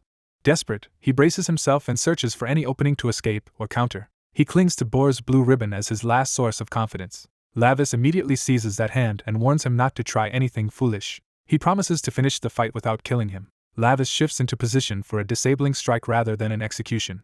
At that moment, the observer suddenly intercepts him, blocking the blow with his bare arm. Lavis is briefly startled that someone else has entered the fight. The observer counters by smashing the subject's head down with overwhelming force. He keeps hold of the subject's arm, controlling him completely. With a precise motion, he tears the blue ribbon free from the subject's hand. The fused subject is left standing in a grotesque, broken state as the stolen power is stripped away. His body convulses and gapes in agony as the fusion destabilizes. Lavis lowers his guard slightly, watching the collapse with measured calm. He notes with relief that the unbearable stench is finally fading. Elsewhere, the app's creator sees the system output and realizes this result is wrong. He panics at the screen, understanding something has gone terribly off course. His thoughts return to the school environment that traps students in forced relationships they cannot escape. He remembers how survival there often means pretending to like others just to avoid becoming prey. He contrasts that with the cruelty of openly hating someone without any need for closeness. He recalls that he created the app because he wanted to help people find the relationships they truly needed. He insists to himself that he never made it for crime or exploitation. Driven by that conviction, he frantically starts deleting the app from the system. The deletion process begins as code and data are torn down. Outside, the thugs notice their phones and systems malfunctioning and realize something is happening inside. The creator urges the deletion to finish before they can stop him. He barricades the room with a chair to buy a few more seconds. The men outside see the barricade and understand he is trying to keep them out. They pound on the door and order someone to break in immediately. Inside, the creator commits himself to permanently deleting the app no matter what happens to him. He begs the process to finish as the alarm blares and the door strains under attack. The gang smashes through the glass and forces entry. One of them leaps inside first, furious that the creator defied them. They rush him and beat him before he can get away from the computer. Seeing the deletion bar already moving, they realize he really is destroying the app. Panic spreads among them because if their superior arrives and finds this mess, they expect to die. Curled on the floor, the creator resolves to endure the beating until the deletion completes. He grabs a shard of broken glass, searching for any desperate way to keep them back. Even while being kicked, he prepares to fight with whatever he can reach. He scrambles through the shattered room and spots a fire extinguisher. He seizes it as his last available weapon. Bruised and terrified, he turns with a desperate plan. He screams that the app belongs to him and denounces the men who stole it. Then he blasts the extinguisher, filling the room with choking white spray and blinding everyone. The smoke buys him time while the deletion bar keeps advancing. The progress finally surges toward completion. Seeing that, the creator realizes he has succeeded. But one thug charges through the haze and attacks him anyway. The extinguisher is knocked aside as the creator is slammed to the floor. The gang leader orders the others to restrain him before he can do anything else. Coughing in the chemical cloud, the others struggle to obey. The creator fights back with both hands at the leader's throat, refusing to surrender. As he is choked and fading, he thinks this is the furthest he can go. The leader sneers at him as if crushing him is inevitable. A cold voice cuts through the smoke, outraged that anyone dared touch Lavis's attendant. The gang leader turns, suddenly aware that someone far more dangerous has arrived. A hand reaches through the haze toward him before he can react. The other thugs also sense the new presence and freeze in alarm. They recognize the newcomer as Seongjin and immediately lose their nerve. Seongjin casually seizes the gang leader by the head and lifts him off the creator. The remaining thugs can only stare, unable to understand what they are seeing. Another attacker lunges, but Seongjin's eye flares as he moves to intercept. In a blur, he strikes through both men with effortless precision. They are thrown aside together, completely outclassed. Seongjin declares that he will not allow anyone to take what belongs to him, even at the cost of his life. The creator looks up at him in disbelief, calling his name as rescue finally arrives. A memory surfaces of the day the creator first showed Seongjin the app he was building. He had explained it as a platform where compatible people could gather, share locations, and even form study groups. Seongjin had been genuinely impressed that he created something so useful. When Seongjin noticed the red button, he asked what extra function it served. The creator admitted he added it because he still regretted failing to help when Seongjin was once dragged away by Taiwa's gang. Unable to find Seongjin back then, he built a feature meant to prevent that helplessness from happening again. He explained that pressing the red button would reveal the user's location only to trusted friends. And he promised that if anything like that ever happened again, he would come help no matter what. Seongjin understood that the app was never just software to him, but a way to protect the people he cared about. He accepted the app warmly and said he would install it too. Back in the present, the creator tearfully calls Seongjin's name. Seongjin shows him the app on his phone and confirms that the emergency signal came from him. The creator realizes Seongjin really received the signal he once designed in hope. The app's simple screen becomes proof that his effort reached the one person he wanted to protect. Overwhelmed, the creator breaks down in tears. He thanks Seongjin through sobs for coming. Still kneeling amid the smoke and fallen thugs, he repeats his gratitude with all the relief he has left. Elsewhere in the alley, the blue-haired demon restrains a woman who struggles and demands to be released. The demon girl keeps her under control, refusing to let her interfere. When Lavis and the creator arrive, the demon girl immediately calls out to him. The captive woman panics, but Lavis dismisses her and says he no longer needs those people. He then notes that all the devouring flowers the enemy had prepared seem to be gone. A sudden explosion and rising flames interrupt the moment, signaling a new disaster at the battlefield. Emergency crews rush in and begin containing the fire before it can spread. As responders secure the area, the scale of the aftermath becomes clear. Among the chaos, injured people lie scattered near the burning site. One responder notices survivors or suspects among the wreckage and reacts in shock. The fused subject, horribly damaged but not dead, is shown slumped against a tree in the firelight. Lavis, the creator, and the blue-haired demon leave together through the night, moving on from the ruined scene. The creator looks back in silence, shaken by everything that has happened and by the bond that just saved him. A blue-haired demon girl waits in high spirits, unaware of the tension building around her. Lavis begins to suspect that Uncle Vamber has been using him for his own ends. He hardens his resolve and decides he will confront that manipulation when he returns. Back in the city, concern shifts to whether the injured boy should be taken to a hospital. Miho treats Lavis's injuries while Lavis dismisses the pain as merely irritating. Miho admits he only hit the emergency signal as a precaution and is surprised Lavis truly came for him. Lavis starts to explain, then realizes what Miho is referring to. When Lavis tries to pass off his arrival as chance, the blue-haired demon cuts him off before he can lie. She presses him to admit that coming to Miho was not an accident at all. Elsewhere, Lavis and the demon girl force a captured thug to guide them toward the gang's hideout under threat of ending him like the last one. The thug assumes Lavis is going this far because Lim Shaun is his friend. Lavis learns the gang also has Lim Shaun and realizes that explains his absence from school. When the thug demands the real reason, Lavis simply triggers the thug's panic alarm. The alarm confirms the thug has been trying to call for help. The demon girl insists Lavis must never reduce this to coincidence, because that is not how human bonds work. She challenges him to admit he is not just passing through the human world for a year or two. She points out that Miho already sees Lavis as someone who came to save him. Miho then asks who the strange companion is, and Lavis casually introduces Street as his subordinate. That word jolts Miho, who starts connecting Lavis's sudden changes to something far more dangerous. He confronts Lavis directly, saying his impossible transformation and bizarre subordinate make no normal sense. The realization terrifies him before he can even finish the thought. Miho convinces himself Lavis must have joined some criminal organization, exactly what he had feared. Lavis decides he cannot keep hiding the truth any longer. He openly reveals that he is Lavis Vindica, son of the great demon king from the demon realm. Miho is left completely stunned by the confession. Lavis matter-of-factly says that since Miho knows now, he will have to help with Lavis's work from here on. Miho rejects the claim as obvious nonsense. He tries to steady himself, but the absurdity keeps piling up. His panic spikes again when the cat in the room suddenly demands attention. Too tired to explain himself, Lavis orders Street to handle the explanation. Street calmly prepares to speak to Miho directly. The fact that the cat talks sends Miho into full-blown shock. His mind nearly shuts down under the weight of it all. At the same time, another thread of the story resumes with a battered drug user on the move. After the fire, the surviving criminals decide to scatter, insisting they destroyed everything first. One badly beaten addict sees that he nearly killed the person who humiliated him. As police secure the scene, a hooded figure approaches unnoticed. The figure silences an officer before he can challenge him. The officer's resistance vanishes at a touch. He collapses while the hooded intruder reaches the police vehicle. The intruder, Lord Banby, pities the addict's miserable state. The addict recognizes Banby and begs for more power so he can kill the one he hates. Banby decides to take him away for a private talk. The authorities remain focused on the fire, unaware the real threat has slipped past them. Detective Cha learns that even the dealers have already been subdued and wonders who intervened first. She discovers the operation involved Blue Ribbon, a drug that had even passed official approval. Realizing it has already spread widely among students, she is furious at the scale of the crime. Then a sudden pain in her head hints that something supernatural has brushed past the scene. Even while reeling, she orders the others to check the police van immediately. Inside, they find the prisoner gone. Detective Cha realizes the addict has vanished right under their noses.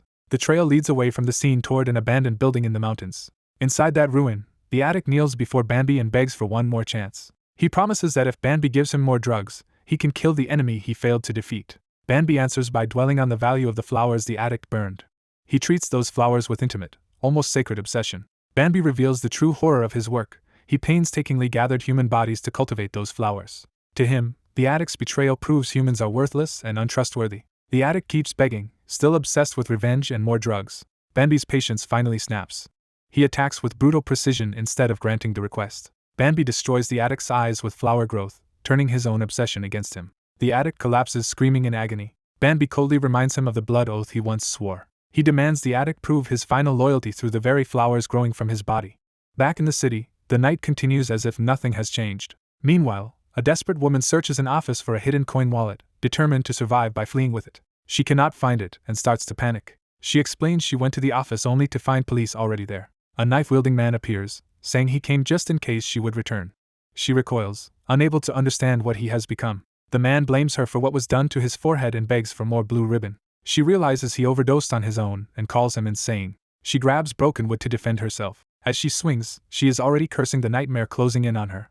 He counters with the knife and cuts into her side. Both of them crash apart, wounded and shaken. Even half delirious, he keeps demanding more blue ribbon. The drug overwhelms him, twisting his body and mind into something monstrous. Pinned by pain and the knife wound, she realizes she may not escape.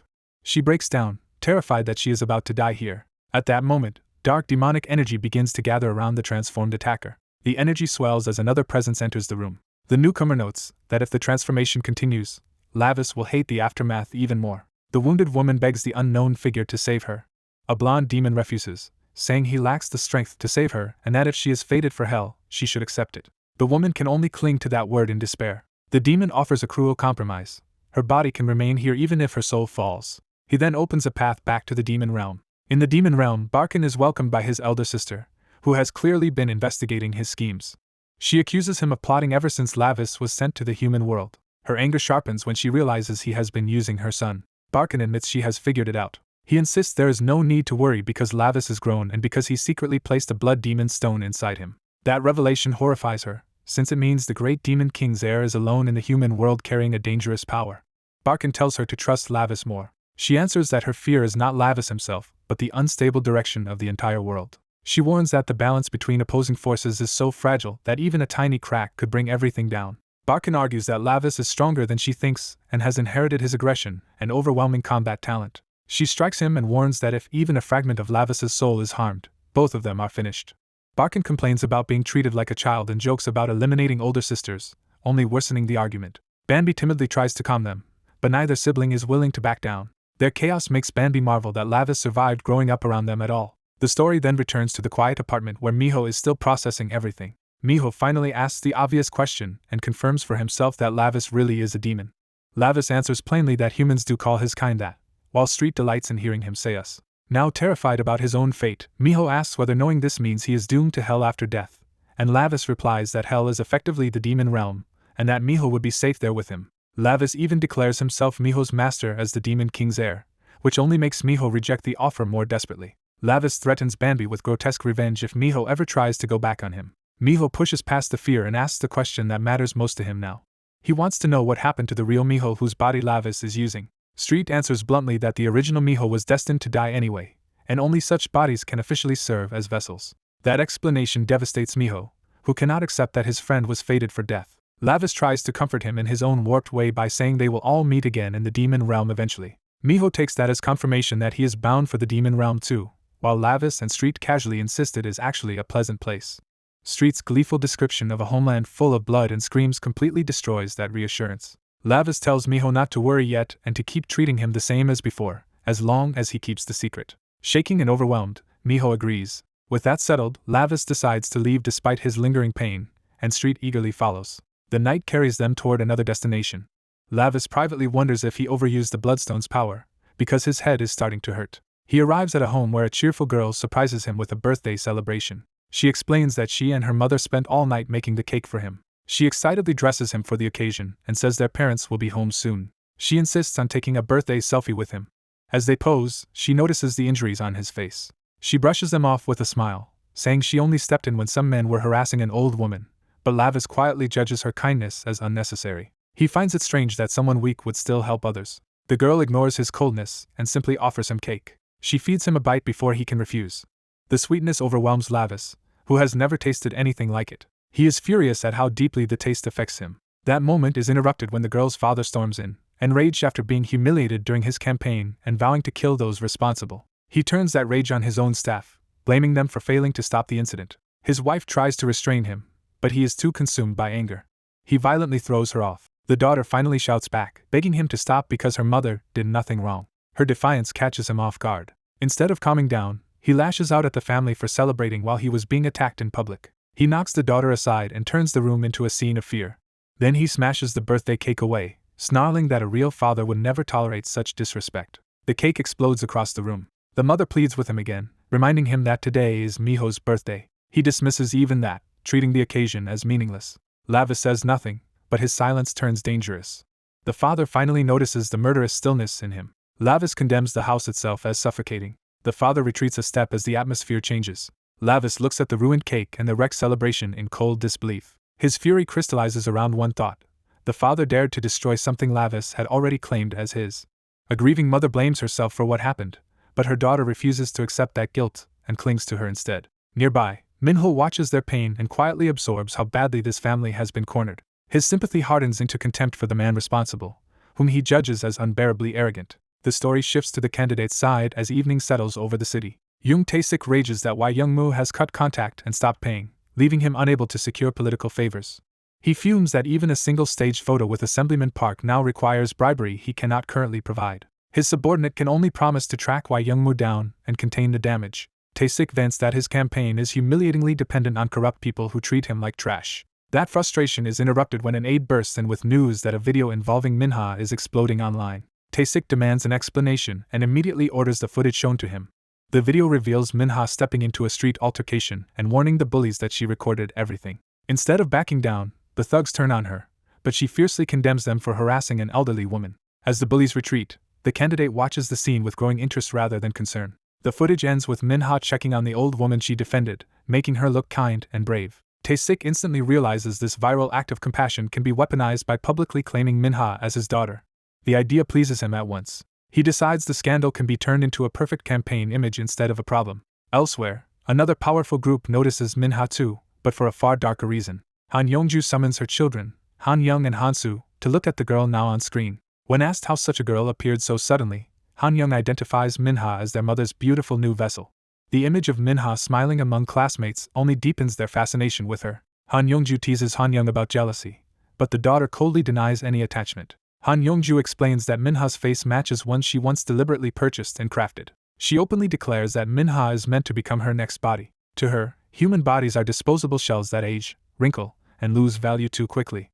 Finding Minha feels like destiny because she sees the girl as a flawless replacement. Han-soo and Han Young both admire Minha as if she were a beautiful object rather than a person. Han-soo's admiration turns cruel as he wonders what it will sound like when that pretty doll finally breaks. Back in the human world, Minha's viral fame is repackaged into sensational news that identifies her as the mayoral candidate's daughter. Public reaction swings in Tae-sik's favor, with comments praising his parenting and boosting his support. His staff reports that the story will even reach the major evening news, making the momentum impossible to ignore. Tae-sik smugly decides the daughter he once dismissed has suddenly become politically useful. He orders his team to keep manufacturing good publicity around Minha through volunteer work and similar appearances. Before they can move on, a new opportunity arrives when NOX Entertainment reaches out. The company's CEO, Han Yongju, claims she became interested after seeing Minha's video. The name NOX catches Tae-sik's attention immediately. He revels in the thought that Minha can now enrich him in yet another way. Meanwhile, Minho learns that his stepfather is not just abusive but also a serious mayoral candidate. When asked about the family, his friend admits Minho rarely spoke about them in detail. What he did know is that Minho cared deeply for Minha and treated her with real affection. That word lingers with Minho and reshapes how he thinks about his own role. His demonic companions noisily remind him that power depends on protecting what matters to him, whether he likes it or not. Minho falls silent as that lesson lands harder than he wants to admit. A new thought begins to form in him. As they walk through the alley, he brushes off the interruption and returns to the larger problem. A messenger creature explains that Bandy was absent but left a note instead. The note praises Ravis, mocks him, and sends him a gift while urging him to make use of it. Ravis explodes in anger at being manipulated and vows revenge on Bambi. But the conversation quickly returns to the human threat now rising in public view. Minho's friend warns that with current public opinion, Tae-sik may genuinely win the mayoral election. Minho rejects the idea of such a man ruling a city, though his friend reframes it as managing rather than ruling. Even so, Minho senses the same greedy nature he recognizes from a gluttonous demon. He asks whether young Tae-sik could be a Cinyras that somehow crossed into the human world. The cat familiar explains that Cinyras is a gluttonous underworld demon hated even by other demons for endless consumption. Still, the familiar insists Tae-sik is only human and should not outrank the demons who actually govern the district. Minho remains suspicious and concludes that if someone like Tae-sik can rise so high, the human world is rotten too. He ends the tangent by dryly warning Street not to eat so much that he turns into a Cinyras himself. Then his attention returns to the immediate danger. Tae-sik is clearly preparing to exploit Minha. Thinking of both Minho and Minha together, he begins connecting the siblings' fates. Night falls as he heads home with that concern unresolved. At the apartment, Minho walks in just as Minha's future is being decided without her. Han Yongju flatters the family by saying Minha is so beautiful she could debut quickly as the center of a new idol group. Minha's mother hesitates because her daughter is still a student and never asked for this life. Han Yongju dismisses that concern and frames Minha's beauty as a talent that would be wrong to waste. Tae-sik apologizes for his wife's reluctance, making clear he values the deal more than her opinion. Han Yongju smoothly reassures the mother while promising that Inox can balance school and idol activities. Hansu adds that modern idols can still succeed academically, but his tone makes Minho instantly distrust him. Minho studies the boy and senses something deeply wrong beneath the polished surface. Tae-sik, already sold, reduces the whole matter to signing a contract. Han Yongju presents the agreement as something that will elevate both Minha's career and Tae-sik's political future. Minha sits in silence, visibly shrinking under the pressure gathering around her. Han Yongju notices Minho and introduces herself warmly, pretending this is a normal family meeting. Minho answers only with a cold stare. Tae-sik snaps at him to show proper respect to the powerful guest. Han Yongju waves it off, but her indulgence only makes the imbalance in the room clearer. Minho remembers again that the real Minho cherished Minha, and that memory pushes him to act. Far away in the demon realm, an uncle figure reassures Ravis that he will always stand with him. Ravis rejects the sudden sentiment, uncomfortable with emotional support. The uncle recalls warning him long ago that many hostile forces would covet the ruler's power. He had told Ravis that as heir to the throne, he would eventually need allies and a faction of his own. Young Ravis had arrogantly insisted he needed only his own strength. His uncle laughed, and predicted that one day Ravis would meet people he could not help caring about. Those bonds, he said, would change him before he even realized it. Ravis had no answer to that prophecy. Unable to argue with the feeling, he chose to bury it under training instead. Back in the apartment, Minho places a hand on Minha's shoulder and calls her by name. He quietly asks whether this is truly what she wants. Startled, Minha looks up at him as if seeing a lifeline. Minho tells her that if she is being forced, she only has to say so and he will get her out. But Minha cannot answer immediately, trapped between hope and fear.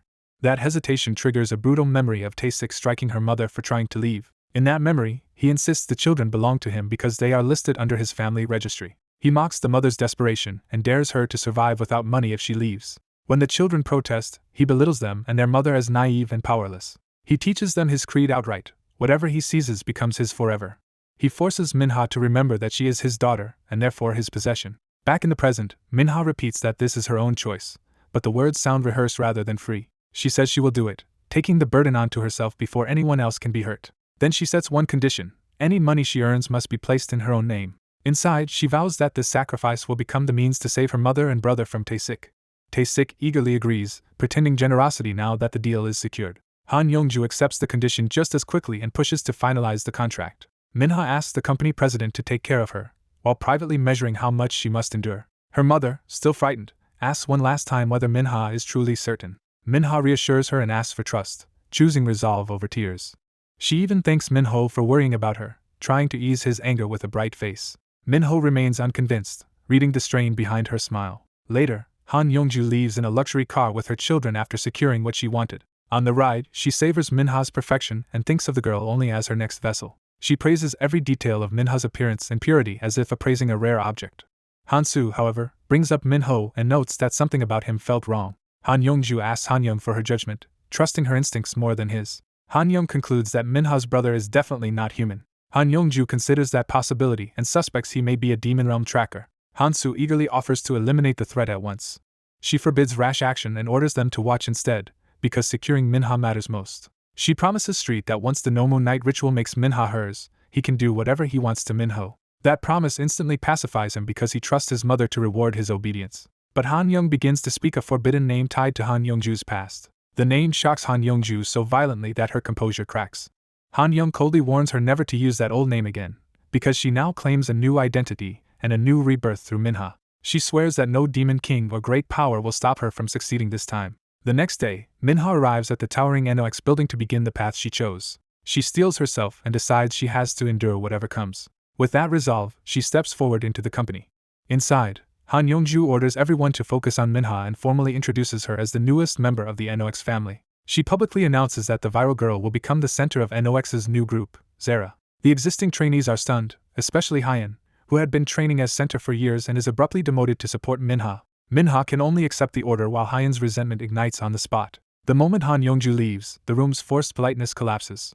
Hyan confronts Manhwa as a political favorite who stole her place through family connections. She accuses Manhwa of betraying her own earlier promise never to join unless she could be center. When Manhwa tries to answer, Hyan lashes out physically instead. After striking her, Hyan warns that Manhwa's powerful backing will not save her forever. Manhwa touches her cheek and realizes she has been cut. Blood runs from the scratch, turning the humiliation into something much more dangerous. Elsewhere in the building, Han Yongju is just leaving when someone notices the disturbance. Hansu gleefully senses drama and rushes to show his mother. He calls her over to the screen with childish excitement. When he reveals that Hyan clawed Minha's face and drew blood, the mood changes instantly. Minha stands frozen in the practice room while the others wait for the fallout. Han Yongju's disgust toward the attacker turns murderous in an instant. Her demonic nature surges out because someone dared damage the body she intends to steal. That night, word of Minha's debut spreads even among demons, who see it as a chance for her to dominate the human world. Street boasts that after centuries in the human realm, he always hears news first. Minho says he will not interfere just because Minha chose this path, but Han Yongju and her children still deeply unsettle him. He notes that they showed no demon aura yet did not flinch under his pressure, which makes him suspect hidden demons living among humans. His companion agrees that long-term demons in the human world can conceal themselves perfectly, so caution is necessary. When she starts speculating too broadly, Minho cuts her off and warns her not to jump to conclusions based only on his body's instincts. His friend dryly backs that up, reminding Minho that his hostile glare alone is enough to make anyone look suspicious. Lavis insists the people they are watching are suspicious and says he can still recognize a demon even without relying on aura. Even so, he admits one target named Barca slipped past his notice, which frustrates him. When his servant Street jokes about dragging him to the demon realm, Lavis snaps back and reminds her that entering there is no simple matter anymore. His irritation deepens as he broods over being unable to properly use the demon bloodstone, leaving him powerless enough to be ignored. Street reports that she has discovered a way to restore Lavis's demon power by reclaiming the bloodstone's strength. Lavis immediately orders Street and the timid servant to scout Han Yongju and the twins with servant number 1 while he prepares to recover his own power. Elsewhere that night, a woman in a yellow jacket walks alone through a quiet alley, unaware she is being approached. She breaks down in tears, devastated that something is going wrong after 4 years of effort. A blade suddenly strikes down nearby, announcing a deadly ambush. Startled, the woman realizes someone is hunting her. Her attacker steps out as a cold, black-clad woman carrying twin blades. The victim recognizes her as an older acquaintance and panics, asking what she did wrong. She hurriedly apologizes for losing her temper over Minha, hoping that old grievance is all this is about. Instead, she realizes too late that the assassin has already decided to kill her. The black-clad woman cuts her down in a single brutal strike. Blood splashes across the alley, leaving no doubt that the attack was fatal. Only after killing her does the assassin reveal her true grievance. She is enraged that the woman once slapped a girl. She explains that the victim crossed a line because that kind of abuse was something the girl's mother could never tolerate. The story shifts to Han Yongju's parents walking home, with her mother worrying about their daughter staying out late while her father brings food for the twins. Their ordinary family warmth passes unnoticed by a lurking demonic presence watching from the street. That lurking creature reveals itself as a slime-like demon fixated on the pregnant mother. The focus moves to the family's apartment building, where the real horror is about to unfold. Inside, Yongju's pregnant mother lies in bed, weak and uncomfortable. Her unease turns to fear as she senses something unnatural in the room. The slime demon appears over her and declares that it likes her very much, choosing her as its target. It attacks immediately, silencing her and making clear that it intends to crush the humans in the house. The demon reveals its true goal. It wants her children and plans to raise them itself because it needs a child. Horrified, the mother thinks only of protecting her babies. The creature forces itself into her mouth as she chokes and struggles helplessly. Her resistance fades as the possession takes hold. When she opens her eyes again, her expression has changed into the demon's grin. Her husband hears the strange sound and calls out to her from nearby. He turns in alarm when she does not answer normally. Before he can react, she lunges. Possessed, she grabs him by the throat and coldly questions whether he is even worthy of being her husband. She mocks him as low class and reveals her contempt for the life she has been forced to live. Terrified, he realizes the woman attacking him is no longer his wife. She dismisses his fear and prepares to kill him without explanation. As he falls, he cries out for Yongju, trying to warn or reach his daughter. His death is implied as blood sprays below the apartment building. The demon settles into the pregnant body with satisfaction, claiming it more fully. It openly declares that the body now belongs to it. Time passes to a hospital delivery room, where screams announce a violent birth. During labor, the possessed mother thrashes so violently that the medical staff can barely restrain her. She rages at the unborn twins as filthy things and demands they be cut out immediately, threatening to kill everyone if they are not removed. In her fury, she blames all of this suffering on Lady Ineas. That name invokes the image of a regal demon woman, revealing the source of her hatred. The staff are shaken as they realize something is terribly wrong with both mother and children. The newborn twins emerge with ominous red eyes, confirming they are not normal human babies. After giving birth, the possessed mother complains only about her weakened body and ruined figure while the twins crawl nearby. The twins still reach for her as their mother, despite what she has become. She responds with cruelty, kicking one aside and demanding repayment for the magic power she believes the children stole from her. She orders the twins to grow quickly and protect her until she can find a vessel strong enough to contain her vengeful spirit. Back in the present, people discuss how Han Yongju changed after her husband's apparent suicide. They say comforting her no longer works because she is no longer the Yongju they once knew, and they worry about the twins. Rumors spread that she hides the children from everyone and barely stays home despite once desperately wanting them. At a club, Yongju, still possessed, targets a young man who works in broadcasting. She probes him for access to attractive children, revealing her predatory interest. The man senses something unsettling but is too drawn in to pull away. Before he can answer, her influence overtakes him. She physically and supernaturally pulls him under her control. Thinking of Ineas, she vows to claim every beautiful young thing in the human world for herself. Her obsession sharpens into a promise that she will one day kill Ineas with her own hands. The scene returns to an investigation, where a grieving executive explains that Haiyan had been the beloved center of a debut group. The detective presses for possible grudges, workplace conflict, or stalking that might explain Haiyan's murder. The executive suddenly becomes violently ill in the middle of answering. A blue-haired subordinate ends the interview, saying the CEO loved Haiyan like a daughter and cannot continue. To clear the room, the detective tells the silent trainee to go meet the other trainees first. The detective's partner agrees to leave, though the interruption feels suspicious. The two detectives withdraw for the moment. As they go, the female detective lingers in thought, sensing something off. The door closes, leaving the company staff alone. The CEO's sickness suddenly turns from ordinary nausea into something monstrous. She vomits a stream of green bile and writhing larvae, exposing a demonic corruption inside her. The floor fills with crawling maggots, making the infestation undeniable. Even in that state, the CEO rages about the detective's scrutiny and the money she has spent trying to keep the situation contained. Her blue-haired son tries to soothe her, though he notices even her head is decaying now. The rotting woman reveals her desperation, blaming Haiyan for damaging the vessel she is using and leaving her body to rot before she can act. Her son promises that he will soon prepare young Minha's body for her, urging her not to worry. She accepts only enough to order him to hurry and begin immediately. The story shifts to the trainees hearing the official news about Haiyan's murder. The blue-haired man downplays it as the work of some random lunatic, though the brutality shocks everyone.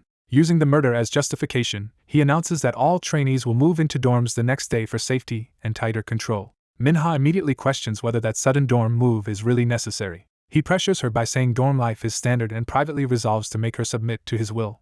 Minha hesitates because leaving home would abandon her mother and younger brother. The silent black-haired trainee, Yang Ai, coolly notes that Minha is making a lot of demands. The blue-haired man quickly calms Yang Ai, showing that even he is wary of provoking her. His inner thoughts reveal why. If Yang Ai harms Minha's face, their mother will kill her. He explains to Minha that Yang Ai cared deeply for Haiyan and is emotionally unstable after her death. The trainees are told the CEO will handle their parents, and they are expected to return packed and obedient. Minha accepts outwardly, but privately grows more anxious because even her brother has been acting strangely lately. Back at Lavis's hideout, the training is interrupted by a commotion outside. While the nervous servant struggles with light weights, Lavis trains with ease and dismisses the effort around him as useless. Lavis senses his knot strengthening and concludes he may soon be able to suppress humans using demonic energy, though true demonic beasts would still be dangerous. He curses Bambi for using him without teaching him how to control the demon bloodstone. A flashback reveals that Bambi once wrote Lavis a letter promising 2 gifts, including instructions for the bloodstone. The first gift was supposed to be the method for controlling the demon bloodstone. Bambi explained that the bloodstone normally suppresses prisoners' magic, but he altered Lavis's to connect the power in his vengeful spirit directly to his human body. He also explained that the full power would only be released once the bloodstone was broken, which would require destroying Lavis's eye. The second gift was a child sent to Lavis's care, entrusted to him with affection and apology. Bambi expected Lavis to read the letter carefully and regain his strength from it. But Lavis never read it, and instead only raged that Bambi was manipulating him. Realizing this, Lavis finally asks whether the missing method was in that unopened letter after all. Before that can be settled, the cat familiar rushes in with urgent news. The others are startled both by the cat's panic and by the fact that it is now running upright in its haste. The cat reports that it has found information about Han Yongju and the twins. Its revelation is explosive. Han Yongju's CO identity is actually Mara, and she has been Mara all along. The timid servant has no idea who Mara is, forcing an explanation. A vision identifies Mara Viliax as the Witch of Greed, one of the 12 Black Seats, who has stolen a human body and is living in the human world. Instead of fear, Lavis reacts with sudden interest. He realizes the dangerous woman he sensed has been hiding nearby this whole time. A flashback shows Mara in the demon realm, fawning over Lady Ineas's beauty and especially her words.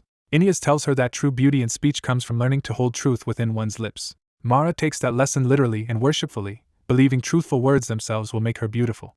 Another demon mother asks that her daughter be taught rhetoric so the child might resemble Ineas and learn that words are both weapon and dignity. Ineas graciously grants the girl the blessing of the silver tongue. The court celebrates Ineas's generosity, while Mara watches with growing resentment. Mara dismisses the praise around her as hypocrisy and nonsense. When another demon praises Mara's own beauty, it only sharpens the comparison she cannot escape.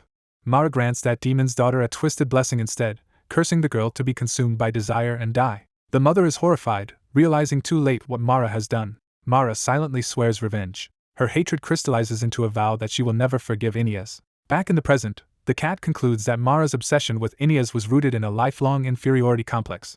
The timid servant adds that his mother said Mara had been like that since childhood, though no one took it seriously. He further explains that after rising to the 12 Dark Thrones, Mara was caught stealing from the spring of demon souls and fled to the human world. The timid servant wonders whether Mara approached Manhwa because she somehow knows Lavis's true identity. Lavis rejects that idea, reasoning that if Mara knew who he really was, she would never have left him alone until now. He instead concludes that in his current weakened body he cannot defeat Mara, especially if her followers are also powerful. The cat insists they must strengthen the demon bloodstone as quickly as possible. It enthusiastically launches a witch-hunting plan, beginning with cleaning up the local riffraff. The story then returns to Manhwa shopping with her mother in a large store. Her mother gently offers Manhwa a chance to quit idol training, worried because trouble keeps following her since she joined. Manhwa reassures her that the company believes the killer will be caught soon and tries to frame Hayan's death as random violence. Her mother reminds her that becoming a veterinarian used to be her real dream. That reminder makes Manhwa hesitate as she looks at pet supplies and the life she once imagined. She admits to herself that reaching that dream the normal way would take too long. What she wants most is to rescue her mother from their miserable home as soon as possible through her own effort. She steels herself and grips the cart, making her decision. Manhwa tells her mother that opportunities like this are rare, dreams can change, and she intends to become famous and earn a lot of money. Her mother worries that dorm life will separate them, but Manhwa asks her not to worry and says the abusive man at home should calm down after the election. The mother can only apologize, burdened by guilt for what her daughter endures. She blames herself, thinking that if she had not remarried, Manhwa would not be suffering like this. Manhwa firmly rejects that guilt and reminds her mother how hard she worked to raise both children after their father died. She says they were all deceived by the stepfather, who had once seemed kind before marriage. Her mother is moved but still overwhelmed by the pain of it all. Manhwa asks her to wait just a little longer and promises to work hard for them. The chapter ends by shifting to a bright amusement park, where screams ring out from a ride. A roller coaster plunges forward with its passengers shrieking, setting up the next incident. Miho dismisses human fear as pathetic and beneath him. Street mocks that arrogance while Miho tries to hide that he is still sick from a bad ride and spoiled food. Humiliated, Miho vows he will never go through that experience again. The trio arrives at a haunted attraction whose ominous atmosphere suggests a demon may be hiding there. Street confirms this is the exact place they were tracking. Street proudly reports that a demon recently escaped surveillance in the human world, and she traced it here. Miho immediately asks for the demon's identity. They learn the fugitive is Scream, a demon that converts fear-filled screams into demonic power. Street concludes that using someone who screams easily would be the best bait. Street instantly volunteers Miho's timid attendant, who insists he has never screamed in his life. Miho heads inside anyway, while the attendant desperately tries to stay behind as a guard. Inside the horror house, the attendant panics at the decorations while Miho senses a real demonic presence among them. Miho reminds him they came to catch that presence, and tells him to stop overreacting. A hidden monster suddenly lunges, and both boys are startled into screaming. The attendant clings to Miho in terror as the attack passes. When the attendant points out Miho screamed too, Miho lies that he only pretended to test the enemy. The attendant dryly notes that this must have been Miho's first scream as well. In the darkness, a watching eye opens, having noticed them. Miho recalls that his demonic bloodstone releases more power whenever it reacts to evil in the human world. He realizes that absorbing the stronger evil of demons could unlock even more of that sealed power. Scream becomes fascinated by Miho's fresh, unusually pure scream. The demon compares it to a baby's first cry, making the attendant panic even more. Delighted, Scream demands more screams so it can feed. The attendant finally understands they have found the target and calls to Miho in fear. As Scream reaches for the attendant, Miho moves to intercept. He stops the demon cold and declares the terrified boy is under his protection as his attendant. Scream immediately senses that Miho is not truly human. Miho drops the pretense and challenges the demon to scream instead. Scream mocks him and knocks him away with ease, proving Miho is still weak. The demon ignores Miho and turns back to savor the attendant's fear. Miho gets up frustrated, realizing only his left hand is currently usable in combat. Even so, he charges back at Scream to keep it away from his attendant. Scream blocks him and taunts him for trying to crawl back into the fight. Miho is swatted aside again, unable to match the demon's speed and strength. The attendant can only scream warnings as Scream closes in once more. Scream feeds greedily on that terror and grows stronger from every cry. Miho shouts at the attendant to stop helping the enemy with his panic, and the boy tries to obey. Scream revels in the terror in the attendant's eyes and attacks Miho again. The demon even fantasizes about mutilating him for a better scream. Miho realizes he is being cornered and starts searching for a way to turn the situation. He lunges back in and demands whether the demon thinks he is the one who is afraid. Scream laughs at his short reach and treats his resistance like a joke. The demon keeps mocking him as cute and harmless. Miho admits to himself that in this human body his movement is below even human standards and far too weak for a demon of this level. Scream batters him again and sends him flying. The attendant watches in horror, convinced Miho is about to die. Pinned and struggling, Miho still refuses to give in. Scream forges a blade from the attendant's screams and prepares a cruel finishing move. It threatens to gouge out Miho's eye just to hear what kind of scream that pain will produce. Miho curses the demon but swears he will not scream for it. Scream decides to test that resolve by driving the scream blade straight at his eye. At the last instant, Miho realizes what is about to happen. The blade pierces his eye and shatters the seal within it instead of breaking his spirit. The attendant can only cry out in despair. Blood falls as the damage triggers a deeper change in Miho. Scream pauses, sensing something has gone wrong. Miho feels his condition changing rather than worsening. To his shock, the ruined eye suddenly clears and his vision returns. He remembers a written modification made to his demonic bloodstone. That alteration connected the demonic power sealed in his vengeful spirit directly to his human body, but only once the bloodstone itself was shattered. Miho realizes Bambi hid the true unlocking condition inside that injury. Scream panics when its screen blade fails to destroy even a single human eye. Miho answers that the attack failed because he is no longer merely human. With newly awakened power, he tears into Scream and finally forces it back. He orders his attendant to keep screaming instead of stopping. When the attendant protests that this should only strengthen the demon, Miho insists without explanation. Unable to understand but forced to trust him, the attendant obeys. He steels himself and starts screaming on purpose. The forced terror becomes real enough to pour out in a continuous cry. Scream greedily absorbs those screams, unaware it is being baited. Miho realizes the opening of the bloodstone is also releasing the seal on his right leg. The attendant's scream intensifies, feeding the trap. Scream boasts that Miho's arrogance is only making it stronger. Miho reveals the flaw in Scream's power. Every time it consumes a scream, its movements momentarily slow. He prepares to exploit that opening and demands to hear the demon's own scream. Miho launches himself with savage delight, turning the hunt around. His awakened power crashes down on Scream in a massive strike. The blow tears through the demon's body and overwhelms it completely. Miho feels the shell of the demonic bloodstone fully break open. He rides the surge of power through the collapsing demon. As he absorbs Scream's evil, he realizes this kind of demonic corruption can restore his original strength far faster than human evil ever could. Scream tries to reassure itself that Miho's power cannot return so quickly, even as it disintegrates. The demon is reduced to fragments and consumed. Miho calmly confirms that the result was exactly what he expected. He judges the evil gathered here to be far beyond anything humans could provide. Now that the bloodstone is unlocked, he decides he only needs to keep absorbing evil until his former power returns. The attendant, shaken but alive, asks whether Miho is really alright after absorbing the demon. Miho answers with unsettling calm and immediately proposes hunting down the next demon. Elsewhere, the story shifts to a high-rise building. A young woman is escorted to a room by a strict director. The director orders her to unpack and forbids her from leaving until practice begins. The girl obediently agrees, though she is clearly tense. Once the director leaves, she is alone with her thoughts. She thinks of her mother and brother, drawing strength from them. She clenches her fist to steady herself. She resolves that she can endure whatever comes next. A surveillance camera watches the room from above. The camera quietly records her isolation. Then a monstrous hand reaches toward her as an unseen motherly voice excitedly addresses Suya. The scene reveals a grotesque mother figure controlling a blue-haired son, who promises obedience even if she switches to another body. Back outside, Miho and his attendant continue moving through the city. Strit suddenly catches the scent of blood and realizes something has changed. She formally congratulates Miho on recovering his demonic energy and addresses him by his true title, Lord Ravis Vindica, Master of Blood. Strit pledges herself as his shadow and servant wherever he goes. Miho tells her not to overdo the ceremony and orders her to provide the next targets while she tracks Mara. He wants every demon located so he can deal with them as soon as he regains more power. The next hunt begins with a lit cigarette in the night. They find a Pepsiol, a demon that feeds on the evil energy produced by human lungs. Miho seizes the demon before it can keep feeding. He commands it to come with him, leaving the creature confused and terrified.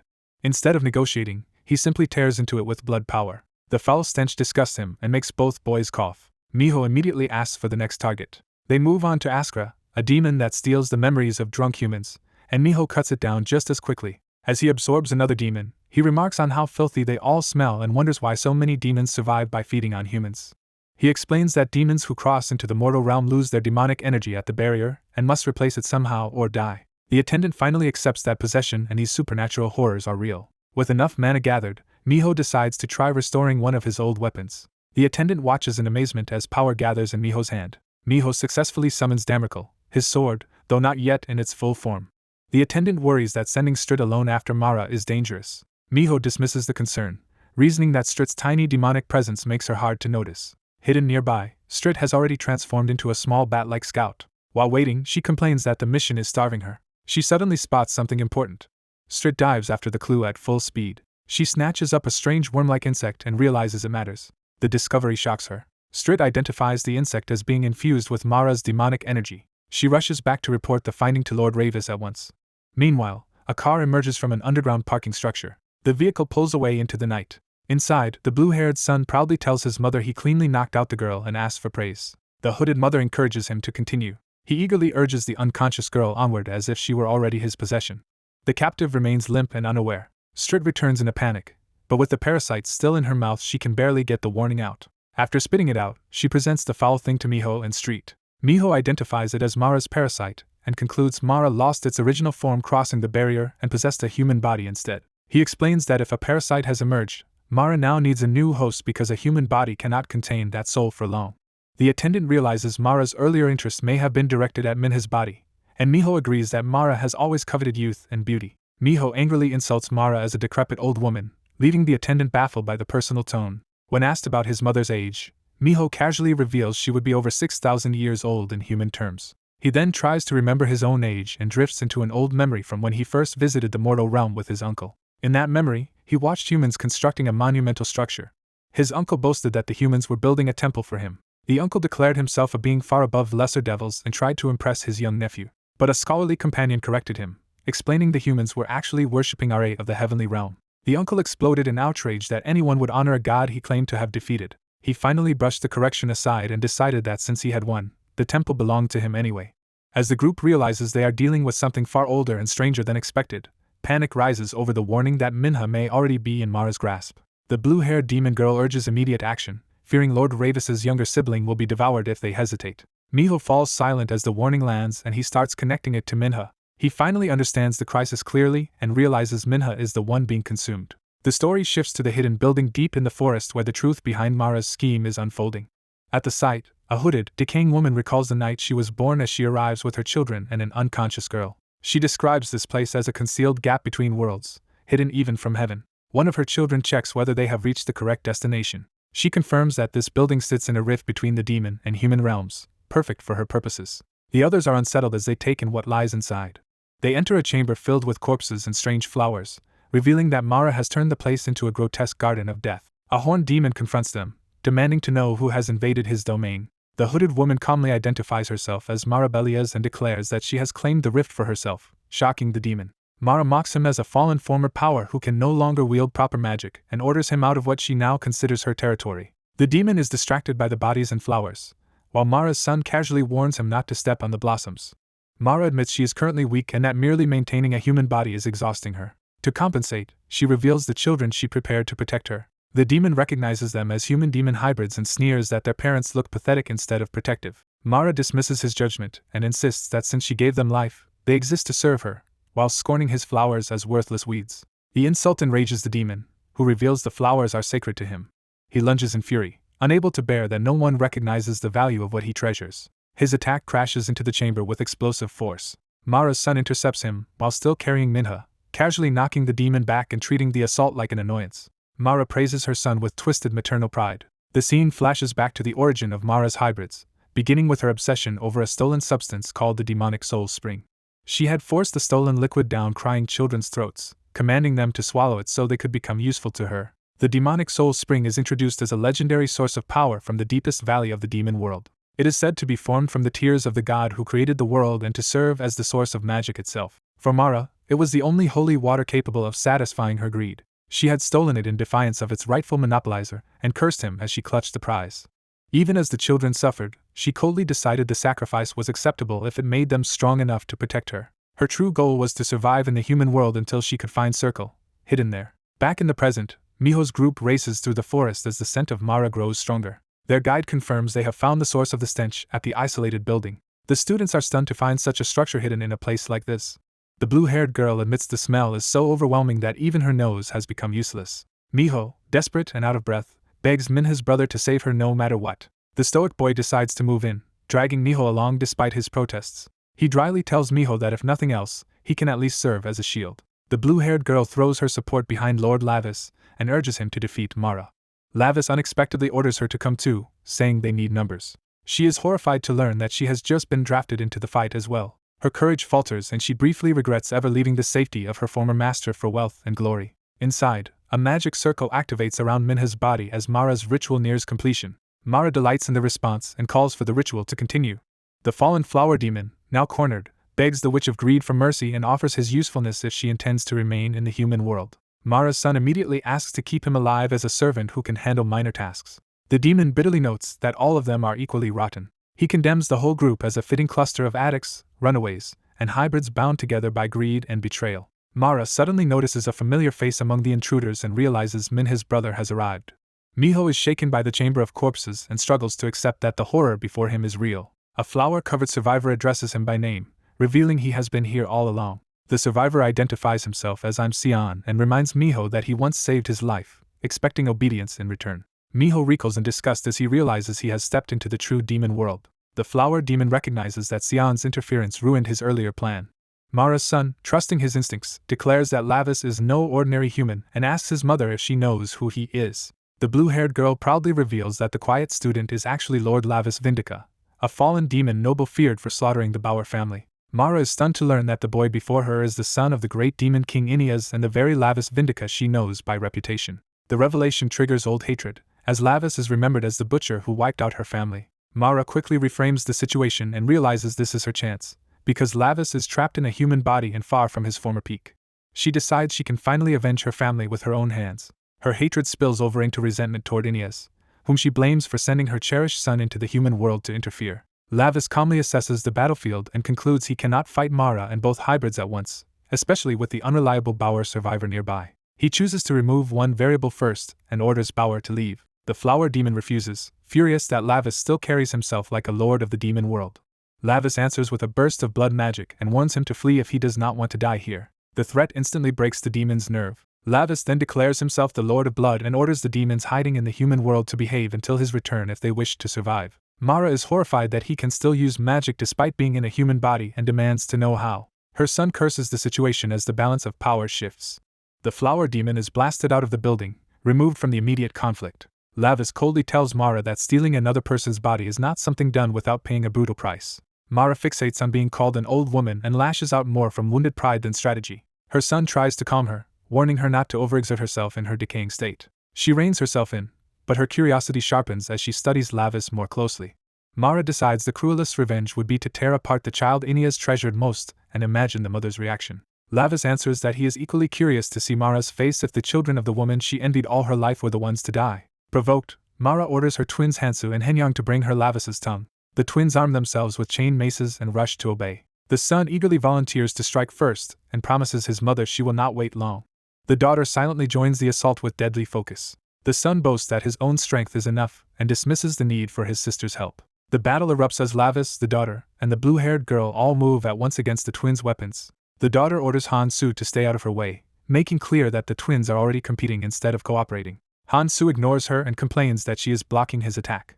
She snaps back that he should stop talking and simply cover her blind side. Lavis immediately notices that their teamwork is non-existent and decides to exploit it. He maneuvers so that the twins' attacks threaten each other more than him, betting they will self-destruct before finishing him. Han-soo nearly gets hit by his sister and yells at her instead of focusing on Lavis. Lavis reads them perfectly, recognizing one as recklessly overconfident and the other as bitterly cynical, a pair made to fracture. He drives his blade into the chaos to widen the split between them. The daughter is forced to block Lavis while also avoiding her brother's interference. Han-soo's chain mace slams into her weapon path, ruining her rhythm. He only grows more frustrated and swings harder, determined to claim the kill himself. The daughter realizes her brother is becoming a liability. Lavis capitalizes on the opening and cuts into her at close range. Seeing the twins' strength even in mixed blood, Lavis wonders what exactly Mara did to create them. Han-soo takes pleasure in his sister's setback and vows that he will be the one to take Lavis's tongue. Lavis counters his charge and wounds him as well, refusing to let either twin dominate the fight. The daughter retaliates, insisting that if Lavis dies, his head belongs to her.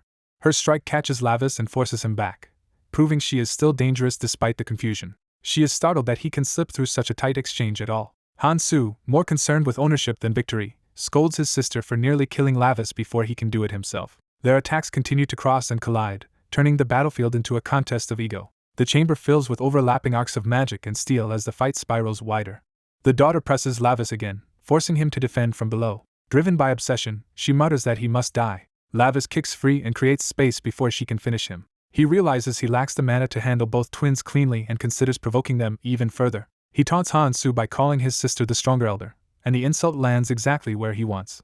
Han-soo explodes in outrage, insisting he was born first and launching a furious all-out attack. Lavis is almost bemused by how easily the bait works. The twins' attacks crash into each other again, and the daughter screams as the exchange turns against them. She calls her brother an idiot for rushing into close range and making himself easy to manipulate. Han-soo refuses to listen and insists he alone will deliver Lavis's corpse to their mother. Lavis senses the moment he has been waiting for as Han-soo's attacks become rougher and more predictable. He steps into striking distance and prepares to finish the reckless twin.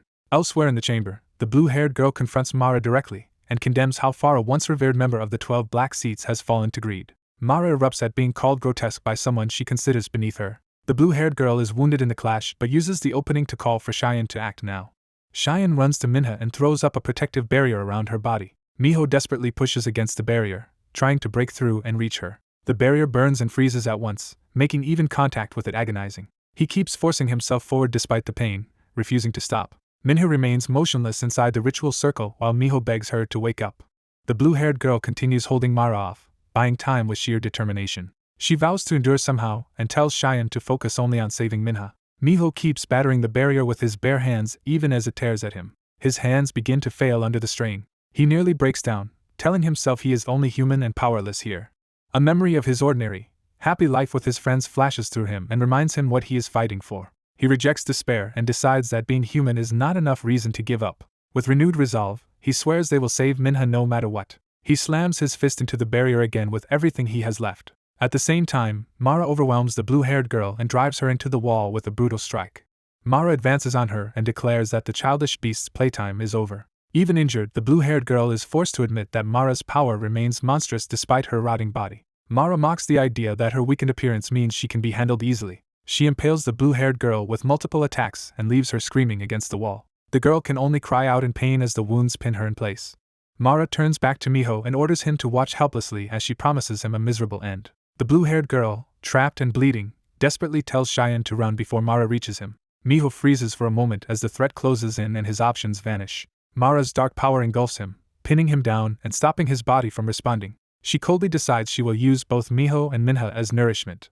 Miho struggles in panic as the sludge locks him in place, and he realizes he cannot move at all. Mara returns to Minha's ritual, deciding she has wasted enough time on the others. She begins a final oath, invoking a soul-cleaving blade and vowing to discard her rotting flesh by force. As the oath completes, Minha's eyes flare open under Mara's spell, signaling that the ritual has reached its final stage. Lavis and the daughter both sense the change at once, and he reacts in alarm as the fight is suddenly overshadowed by Mara's completed oath.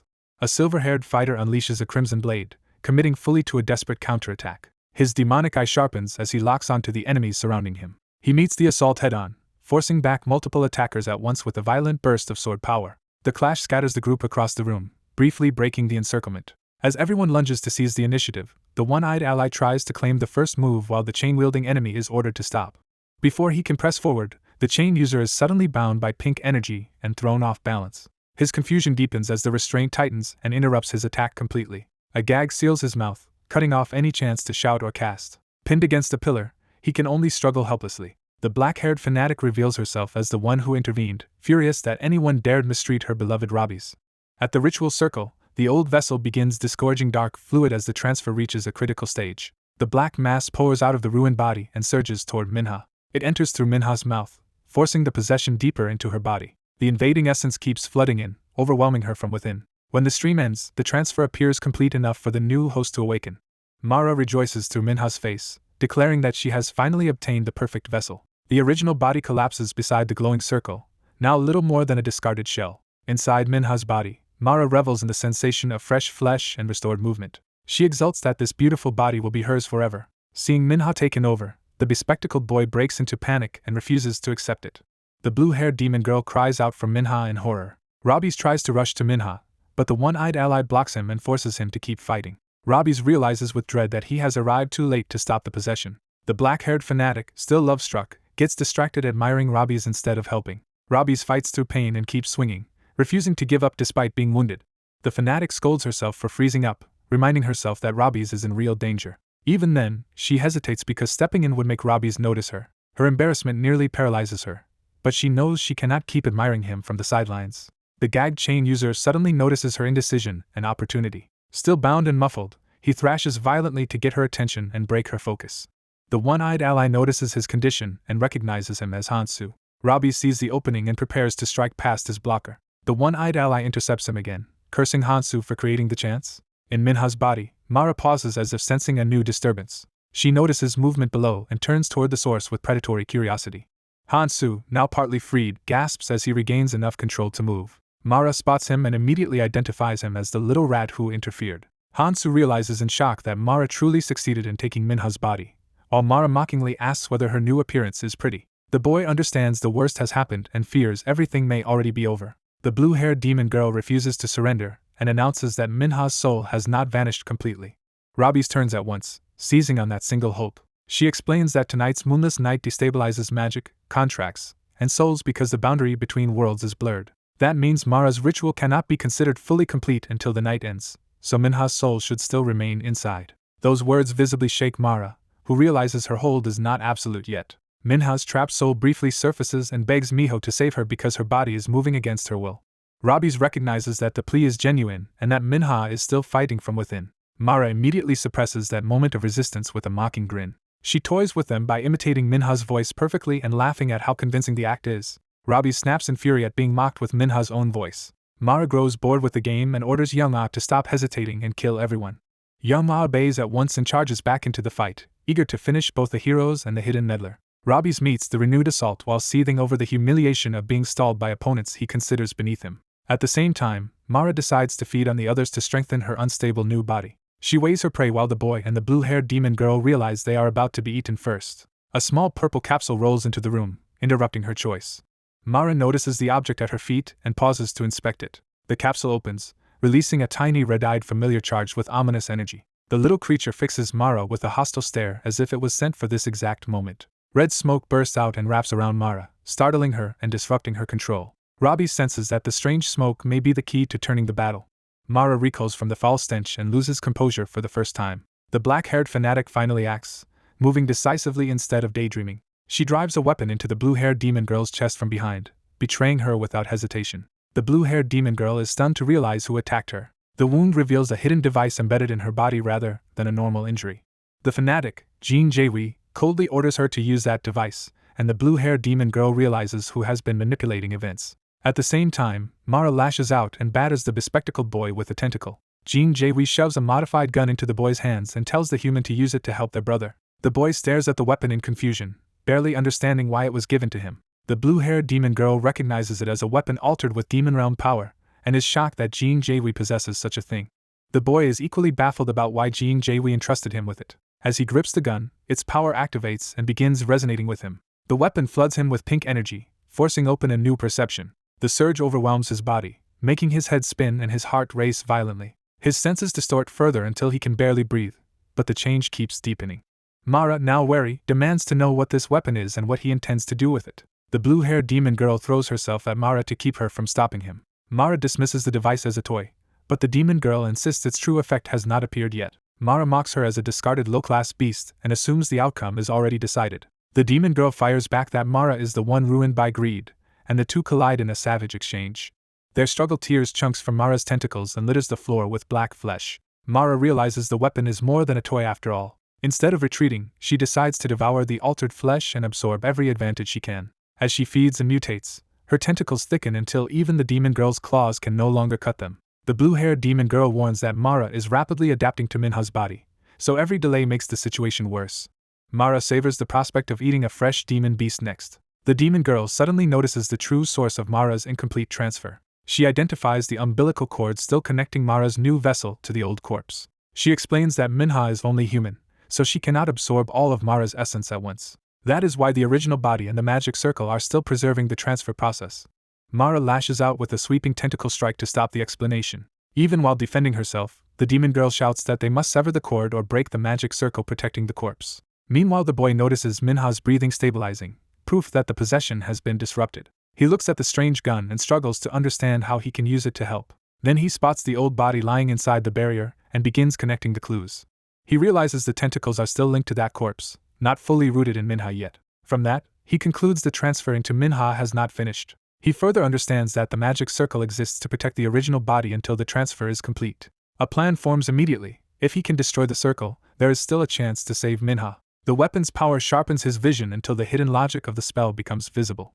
To his astonishment, he can literally see the structure of the magic circle and realizes it can be analyzed like geometry. He reframes magic as mathematics, reducing the circle to shapes, formulas, and solvable structure. With that insight, he identifies the circle as the system maintaining the connection between the corpse and Minha, and resolves to find its weak point. He begins writing glowing equations in the air, translating the spell into mathematical terms. As he studies the barrier, he traces the mana flow, identifies the core pattern, and starts deriving the seal's hidden extremum. The blue-haired demon girl realizes in amazement that he is actually solving the magic circle in real time. She also understands that Jin Jaewi's weapon must be what allows a human to analyze magic this way, and fights harder to protect him. Mara recognizes the danger and lunges for the boy, determined to kill the rat before he finishes. The demon girl intercepts her again, buying him the time he needs. The boy converts the circle's structure into matrix form and keeps reducing the spell with relentless logic. He realizes the circle has only one true weakness, and that finding the key value will expose it. He solves it at last, identifies the critical point, and knows exactly where the spell can be broken. He raises the gun and targets the circle's local minimum, treating the spell like a theorem to be disproved. With manic certainty, he declares the circle's destruction and fires. A massive pink blast erupts from the weapon and tears across the room. The beam slams into the barrier with overwhelming force. The impact keeps drilling through as the spell begins to fail. The shot punches directly into the circle around the old body and shatters its protected center. Mara whirls around in disbelief as her ritual is sabotaged. The recoil and backlash hurl the boy across the floor, but the shot has already landed. Mara screams in outrage, demanding to know how a human managed to damage her magic circle. The boy, half delirious from the weapon's power, laughs and answers that the formula worked exactly as calculated. The gun falls from his hand as the result becomes clear. He confirms that the magic circle has collapsed. Mara rages because her full crossing into Minha's body has been interrupted before completion. The blue-haired demon girl praises the boy's success and takes over the battle's final step herself. She rushes straight for the old corpse, and Mara realizes too late what she intends. Ignoring Mara's protests, the demon girl reaches the original body. She hacks into the corpse with brutal precision, aiming to sever the remaining connection. Mara howls as the attack tears into the source body, sustaining her transfer. The demon girl follows with another crushing strike that further destroys the corpse. The force sends her skidding away, but the damage is done. Mara desperately crawls toward the ruined body, refusing to let the ritual be undone. She frantically tries to preserve every scrap of the original flesh, terrified of losing even a piece of her noble body. The blue-haired demon girl condemns Mara's greed, saying it grew too large to support itself and has finally broken under its own weight. Mara rejects the rebuke and vows to devour the demon girl down to the bone. The demon girl answers that Mara's greed and the filthy things clinging to it will burn away together. At that moment, a transformed Robbie steps forward, radiating ominous power while holding the defeated enemies by the head and shoulder. One of the beaten attackers apologizes to Mara and reveals that the red smoke was absorbed by Robbie's, causing his sudden surge in strength. Mara realizes with alarm that the smoke empowered the wrong person. The tiny familiar confirms that the earlier smoke was the trigger for this change. From the sidelines, Jean Jae-wee watches with satisfied affection, as if this outcome was exactly what she wanted. A flashback reveals that in the demon realm, someone deliberately drew blood from Robbie's original body and preserved it. That blood had been kept in reserve as a last resort, despite the reluctance to use it. The one who prepared it explains that Ban Vega left instructions for Robbie's. Those instructions said that a special demon blood stone had been implanted into his new body. If he absorbed blood from his main body, he could recover part of his original power. Now restored in part, Robbie's feels the freshness of that long-lost power returning to him. Mara lashes out in frustration, berating her allies as useless because even together they failed to stop this one reversal. The batted chain user can only groan as the balance of power shifts decisively away from Mara. A woman is suddenly struck from behind, and the fight begins with brutal force. Both sides lock into a murderous clash, each glaring at the other with raw hatred. The horned boy stands in the center of the assault and calmly deflects attacks coming from every direction. The chained young man takes the opening as permission to kill and turns his rage on his own mother. The bob-haired woman also throws herself in, consumed by the same urge to slaughter him. Even while wounded, the boy repels both of them at once and keeps control of the battlefield. The orange-haired woman demands to know why Robbie's Vindica, who claims to be the Demon Realm's prince, would risk himself for an ordinary human girl. She presses harder by insisting the girl is not even his real little sister. Instead of answering directly, he recalls a cake his little sister once fed him. He reveals that simple memory mattered so much to him that he still remembers its taste in the middle of battle. His enemy is thrown off by how irrelevant and absurd that answer sounds. To him, that cake was not merely human food but something sacred, proof of a warmth beyond the demon world. The chained attacker cannot understand why a demon would speak of anything heavenly. The boy asks whether they have ever shared something as innocent and loving as feeding each other cake. The bob-haired woman mocks the sentiment as madness unless the cake had been used as a weapon. He accepts the insult without flinching and moves to strike. His counterattack cuts the bob-haired woman across the neck and stops her advance. Blood splashes across his face, but he remains cold and focused. He tastes the blood almost thoughtfully, as if confirming something. That taste triggers a sudden realization in him. He remembers a little girl proudly showing her mother a perfect score and hoping for praise. Instead, the mother dismisses both children's efforts and treats their hunger and achievements as annoyances. She leaves them with nothing but contempt, calling them useless. The children are left in silence, swallowing the hurt. The girl learns that studying and cleaning mean nothing if her mother refuses to care. She comes to believe that no amount of effort can earn her mother's approval. The memory shifts to a cafe where the mother's jealousy finds a new target. She sneers at another woman's fake smile and blames her own children for ruining her chances with men. She drags the children into her bitterness and asks them to share in her hatred. The little girl silently absorbs every word. Then she acts on that hatred and approaches the woman her mother despises. She runs straight toward her target without hesitation. The girl shoves hot coffee onto the woman, attacking her exactly as her mother wanted. The cafe erupts in confusion, while the victim screams in pain. Instead of scolding her daughter, the mother shields the girl and offers to fix the woman's clothes. She quickly removes the children from the scene before consequences can catch up. Outside, she keeps them close and pretends to ponder what to do next. But her smile reveals she is pleased. She praises her daughter for hurting the woman she envied and treats cruelty as something adorable. For the first time, the girl feels the intoxicating reward of being praised by her mother. The boy, desperate for the same affection, begs for his turn and is promised one later. The mother teaches the girl a twisted rule: hurt the people she envies, and she will love you. She teaches the same lesson with violence too, praising attacks on those she hates. Under that warped affection, the girl grows into the obedient child her mother wants. The mother keeps reinforcing that obedience by admiring how well the girl follows every instruction. The girl accepts that role completely, even when it leads to bloodshed. She stands over a victim with a blade and declares that she will do anything her mother says. The mother lovingly rewards that devotion and urges her to kill again in the future. The girl convinces herself that if she kills whoever her mother names, she will finally be loved. That delusion becomes the center of her life. Remembering it now, she still clings to that same warped comfort. Back in the present, the horned boy bitterly concludes that their mother truly raised them into monsters. The bob-haired woman keeps attacking him in a frenzy, screaming only for his death. The chained young man also lunges in, determined to kill him first. Their mother drives them on, ordering them to hurry up and murder him. The boy answers their frenzy by recognizing the ugliness of what they really are. He calls this spectacle the true face of demons. He decides they are finally worthy of being killed by his own hand and of being judged as demons. The orange-haired woman notices his eyes change and realizes something in him has awakened. She recognizes that transformation with sudden fear. What she sees is Varkan, a battlefield beast known for ferocity. The boy accepts that savage state without hesitation. In the chaos, the bob-haired woman severs the chained young man's arm, and he howls in agony. The boy mocks her for still worrying about her sibling even while trying to kill him. The wounded young man immediately blames his sister for failing him instead of blaming their enemy. That betrayal makes her snap toward him in disbelief. Even while dying, he threatens her and demands she kill their enemy, or he will kill her first. The horned boy delights in their collapse and urges the fools to keep tearing each other apart. The bob-haired woman finally understands how thoroughly they are being manipulated. She abruptly turns on her brother instead of the boy. Her blade flashes before he can react. She drives the sword through him from behind, ending his attack herself. The young man collapses, screaming as blood pours out. He writhes in pain and realizes too late that he has been abandoned. As he dies, he still reaches for his mother instead of cursing her. Their mother dismisses him as useless to the very end and orders her daughter to leave him and keep fighting. The daughter obeys at once, because her mother's command still rules her. The dying brother can only beg not to be abandoned. His last thought is still a plea for his mother. The orange-haired woman throws her black tendrils at the boy and demands he stop resisting and die. He meets the attack head-on and refuses to be overwhelmed. Assessing the situation, he realizes one enemy is down but Mara is nearly taking over Minna's body. He understands that if he delays any longer, Minna may never return. Even though his borrowed body is reaching its limit, he resolves to act immediately. He decides to gamble everything on one final surge of power. He launches himself straight through the storm of tendrils toward Mara. He crashes into the bob-haired woman first, using her as part of his opening. He seizes her head and neck with brutal force. Then he bites into her neck and starts drinking her blood. He feeds greedily, using her blood to strengthen himself. Mara is horrified by what she is seeing. The woman's body goes limp in his grasp as he drains her. He drops her aside once he has taken enough. By absorbing blood up to the limit of this body, he forces a dangerous power increase. He unleashes that boost all at once and dives back into the fight. Mara panics and tries to hold him off with a wall of tendrils. He tears through the mass like a monster, no longer looking human. Mara screams in disbelief that Robbie's Vindika still will not die. He keeps carving through her power despite the strain ripping through him. Inside, he admits this body is breaking apart and cannot endure much more.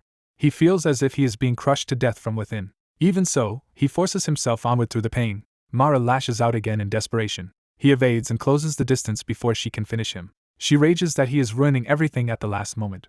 He answers by driving a crushing blow into her and stopping her momentum. The impact slams her down hard. He pins her by the throat and treats her as filth beneath him. He declares that it is over because the foul lifeline sustaining her has been severed. Mara refuses to accept death and insists she cannot die at the hands of someone like him. He offers one final warning: leave Minna's body willingly, and he will spare her. The promise shocks Mara, and she immediately clings to it. To make it convincing, he swears as Robbie's Vindika on the honor of the great demon king's bloodline.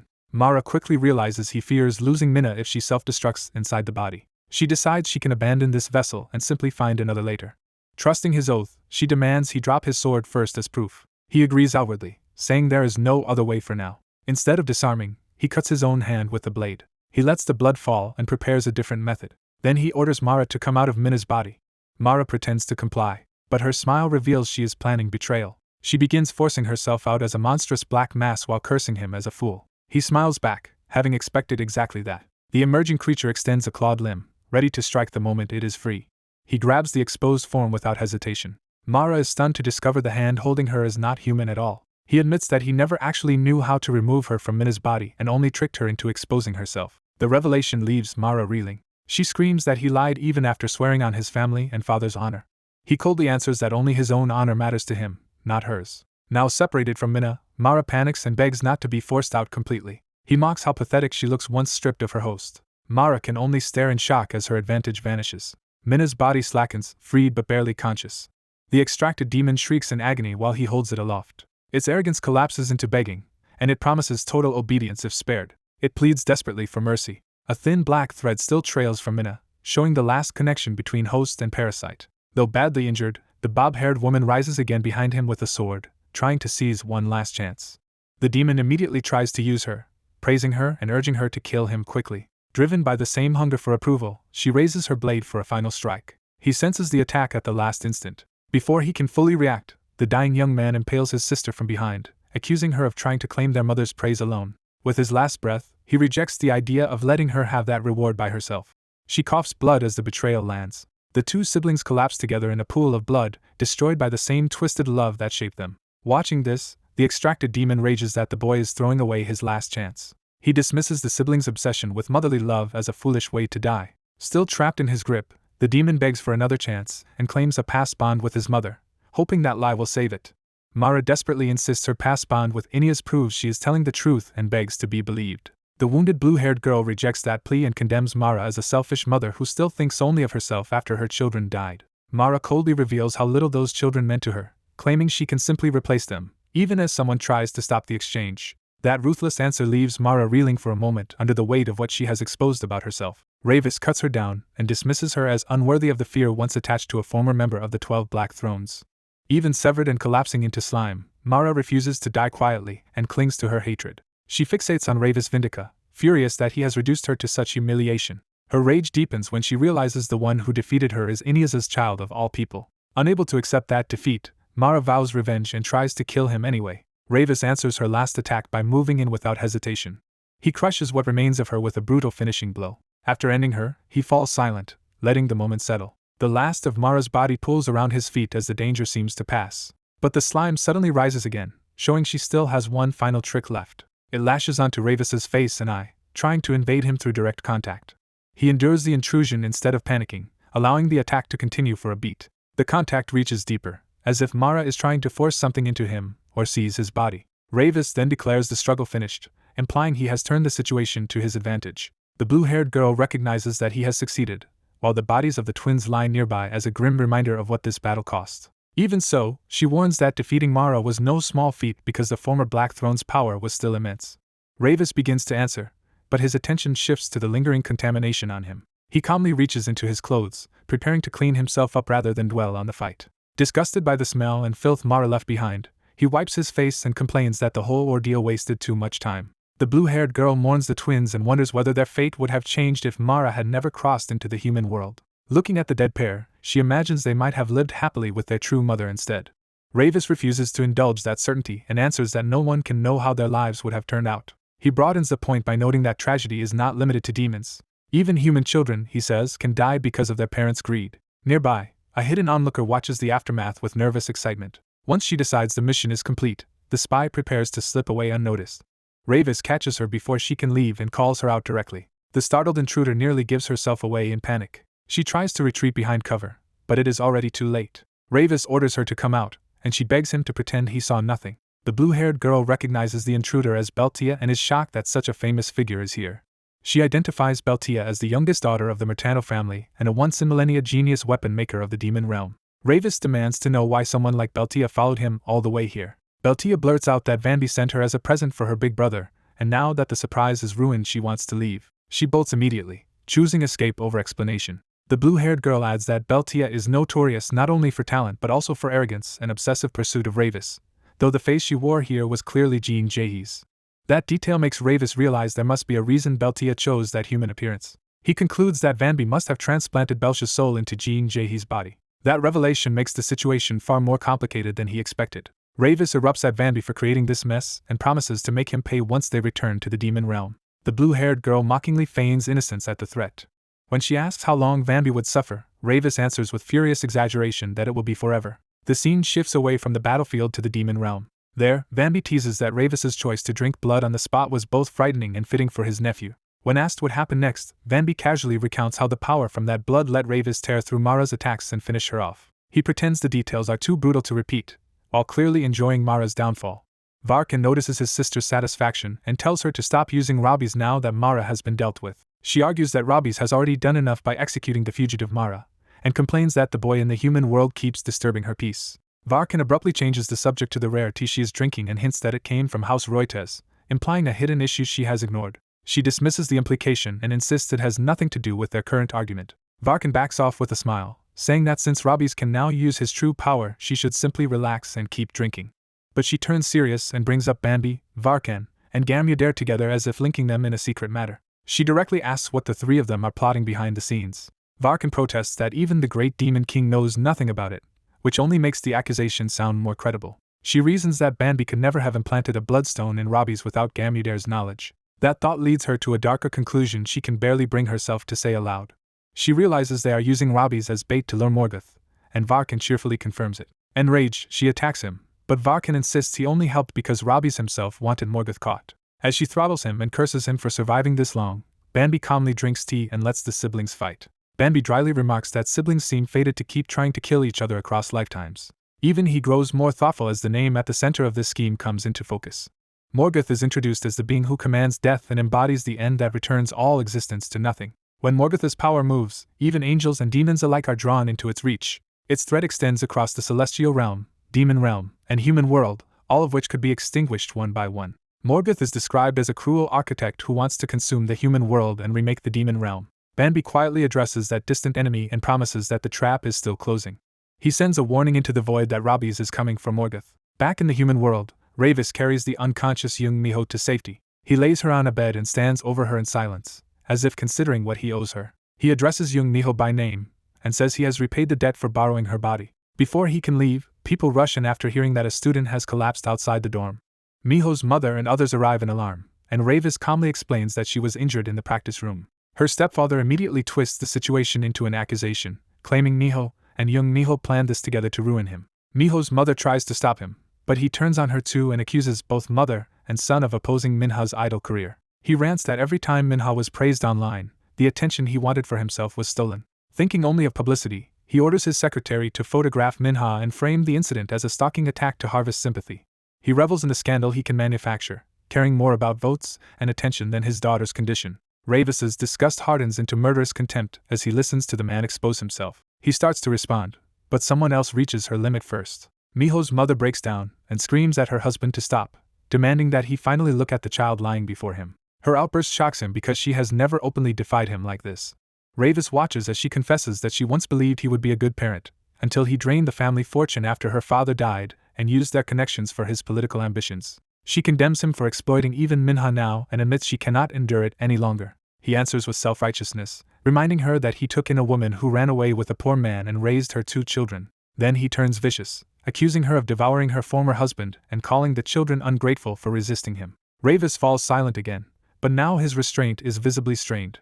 To him, every word from the man reeks so badly that he can barely regard him as human. Ravis decides that if he cannot kill a human in this world, breaking a few bones should still be acceptable. Before he moves, Miho's mother beats him to it and spits the same truth Ravis feels, calling the man trash. That unexpected defiance startles Ravis more than the man himself. The stepfather can hardly believe she dared insult him so directly. She declares she will not let the children lose a father a second time and mocks the idea of a hypocrite like Yoon Tae-sik becoming mayor. He dismisses her as hysterical, unable to grasp that he has lost control over her. She tells him plainly that she is no longer on his leash. From now on, she says, she will be the one tightening her grip around his neck. Ravis, who had judged her weak, begins to see something else in her.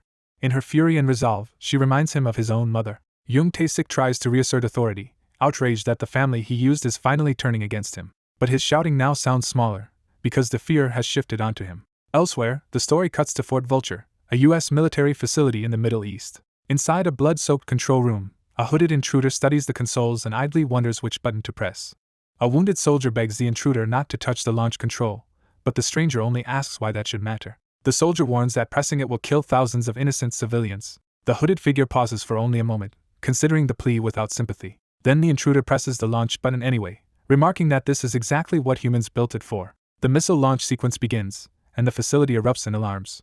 The soldier demands to know what kind of being would do this. The intruder answers simply that he is a demon. He spares the soldier only to send a message upward that Morgoth is responsible for the massacre. Outside, the city remains unaware for a final peaceful moment. Then people notice something descending from the sky above the streets. A mother and child look up in confusion, not yet understanding the danger. The missile strikes and the city is consumed in a massive explosion. Back in the control room, the surviving soldier can only curse helplessly as the destruction unfolds on the monitors. The hooded demon orders Schwa to retrieve the fragment, and the subordinate obeys, addressing him as Lord Morgus. Watching the devastation, Morgus mocks humanity for creating such powerful weapons only to lock them away. He is pleased that the chaos led him to the fragment without effort. Later, in the human world, Ravis discusses another problem with Lim Sion. He explains that his mother refuses to divorce Yoon Tae-sik yet because doing so now would mean losing the family money. Ravis hates relying on such logic, but he admits that surviving comfortably in the human world requires money, even if it means delaying the revenge he wants. So he orders Lim Sion to find a way to recover the stolen fortune. When Sion protests, Ravis flatters him as the smartest human he knows, which only exposes how narrow his sample size is. Ravis tries to encourage him further by bringing up the app Sion created for drug distribution, and Sion frantically shuts him up before anyone hears. As Sion complains and urges them to leave, Ravis brushes him off and asks how much longer they have to keep drinking there. Ravis then notices a familiar presence nearby and says they can leave after dealing with that first. He tells Beltia to return to the demon realm, but she is currently trapped in the body of a pink mascot busily serving customers and can only keep acting cheerful. Sion realizes she is ignoring Ravis, and Ravis dryly notes that she refuses to speak while looking at his face. Sion, still baffled, asks what kind of relationship Ravis could possibly have with the legendary Beltia. That question leads into Belsh's past. Before she was even born, her father received an eternal flame from the demon lord. That sacred fire was placed in the foundry, and Belsh's life began under its burden. As an infant still in the womb, she was burned by that flame before she ever opened her eyes. Her father treated the agony as destiny, commanding her to burn in the demon lord's fire and let it guide the path she must take. For Beltia, the first truth of existence was unbearable heat that scorched her flesh and painted the world red. In the demon realm, her father later presents the completed work to the great demon Lord Gamudare. He explains that the creation is the mouth of Cocytus, a weapon that devours the false oaths of traitors and returns them as shards of ice. The weapon is praised as pain transformed into art. Its maker is revealed to be Beltia, the Murtano family's prodigy. Gamudare praises Count Valdir's youngest daughter and declares that this mouth of Cocytus will endure as a masterpiece for ages. He goes further and calls the young demon's skill the finest of its kind. Valdir basks in the praise, boasting that unlike his troublesome son Lavis, Beltia is a true genius worth envying. Belsh's brother answers with formal humility, while Gamudare accepts the gift and dismisses his own complaint as an old king's grumbling. The king then entrusts the future of the demon realm's weapon development to the Murtano family, and places that burden squarely on Beltia. The palace stands silent around the weight of that decree. As they leave, her brother makes sure Beltia understands that the demon lord himself praised the work she created. He smiles and tells her that she is the greatest masterpiece their family has ever produced. A small demon girl watches an older argument turn physical as someone is hurt and scolded for being reckless. The dispute centers on what kind of ruler the next demon lord should be, with one side pleading for mercy instead of slaughter. The opposing side rejects compassion entirely and insists a true demon lord must rule through merciless violence. That cruelty is enforced immediately as a terrified boy is threatened with being handed over to his brutal uncle, making him beg not to be sent away. The girl remembers that this was the moment everything began for her. She traces it back to the first time she encountered Lavis, the prince who would become the center of her life. Her memory returns to the isolated castle foundry where she spent her early years. Raised by a father who treated her like a masterpiece, Beltia was shaped into an alchemist through the foundry's flame. For 300 years she studied demon alchemy and forged weapons through relentless research and labor. Even in that harsh place, the servants complained that Belsh's treatment was unfair. A maid named Kosri grumbles that another servant, Jiwang, selfishly ate most of the rare fruit meant to be shared. Jiwang defends herself by claiming she obeyed an order to clean the stables because she feared punishment from Lord Teton. Kosri points out that fear should at least have limited Jiwang's greed. Beltia casually tries to settle the matter by offering her own share to the servant who lost out. Jiwang objects that the math still is not fair and argues the portions should be redistributed properly. Beltia, detached from the quarrel, simply allows Jiwang to take it. Kosri then turns affectionate and complains that the count keeps Beltia trapped in the foundry instead of letting her enjoy life. Beltia reveals her private hope that once her father rises to the Black Throne, she too will finally be allowed to leave. The maids eagerly promise that when that day comes they will take her to the demon lord's castle to meet Prince Lavis. At the mere mention of Lavis, Beltia becomes quietly enchanted. To a girl imprisoned in the foundry, the maid's stories became her only window into real life. Through them she learned about jealousy and friendship. And above all, romantic stories became the only thing that made her feel truly alive. That fragile happiness ended when pain finally arrived. After being born and locked away in the foundry, Belsh's life continued in isolation as time passed. As her alchemical knowledge and power kept growing, she eventually lost control over her own flame. The power erupted inside her body, leaving her in unbearable agony. Kosri and Jiwang panic as they watched Beltia suffer. In terror and pain, Beltia begs them to stay back because she can no longer control what is happening. Her alchemy bursts outward in a catastrophic wave. The unleashed fire reduces the two maids to ash and bone in an instant. Beltia realizes too late what she has done. She breaks down in horror as the truth hits her. Time and flame become one in her memory as the raging heat consumes the only companions she had. Left among their remains, she can only call their names in disbelief. Her scream echoes beyond the foundry, but nothing can undo the loss. After that day, weaker demons could no longer even approach the foundry because of Belsh's overwhelming power. Her father coldly reframes the tragedy as proof that she has become the flame itself. Beltia, shattered, asks only to be allowed to leave. Her father refuses outright and insists she must never step outside. He reveals his true motive. Their family's rise among the 12 black seats depends on keeping her power under their control. He also weaponizes her guilt, warning that leaving would only lead to more innocent deaths like Kosri and Jiwang. Crushed by that accusation and haunted by her friends, Beltia vows she will never go out again. Her father is satisfied to see her submit. Beltia silently clenches her fists, burying her grief and anger.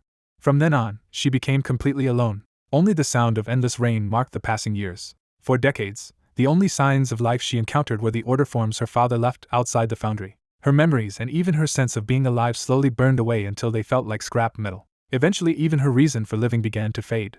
The world outside continued on without her, while she remained sealed inside. One stormy day, two intruders climb into the foundry, bickering as one complains about being dragged there. The dark-haired prince explains he needs a weapon worthy of the future great demon king, but his father refuses to grant him one. His companion says they came because rumors spoke of an alchemist here who can make exactly what a customer desires. The prince demands the finest sword in the demon realm and orders his friend to remember the alchemist's name. The friend recalls a rumor about a genius alchemist from House Mertano, a family of torturers that rose to one of the 12 black seats. He adds that this alchemist now forges weapons for everyone in the demon king's castle, except apparently the prince himself. The prince mocks that exclusion while complaining about the clutter and heat of the foundry. Beltia, hidden nearby, realizes they are searching for the alchemist and wonders if they might mean her. When the prince's name is spoken, she recognizes him at once as Prince Rabi's, not Lavis. Even so, she decides to claim her identity as the genius alchemist of House Mertano. Gathering her courage, she reveals that the alchemist they seek is standing right before them. The two boys stare at her in confusion, having never noticed her presence. For Beltia, the simple fact that Prince Rabi's addressed her directly feels momentous. The prince's friend urges retreat before they are caught, but Rabi's realizes escape is already impossible.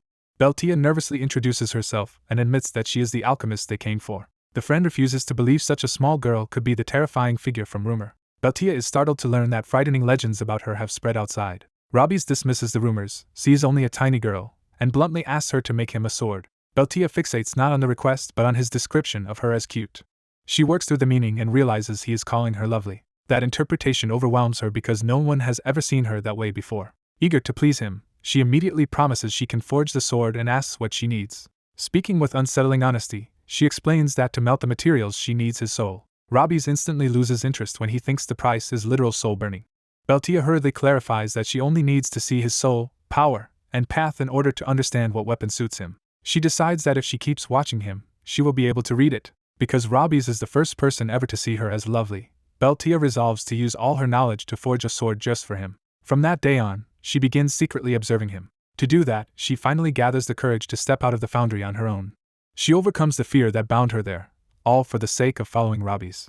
Outside, she watches him train from hiding as he swings his weapon in the forest. She becomes convinced that by observing him closely she can read what his soul requires. Her concentration sharpens as she believes she has finally seen the answer. Instead of perceiving his soul, she gets distracted by how attractive she finds his jawline.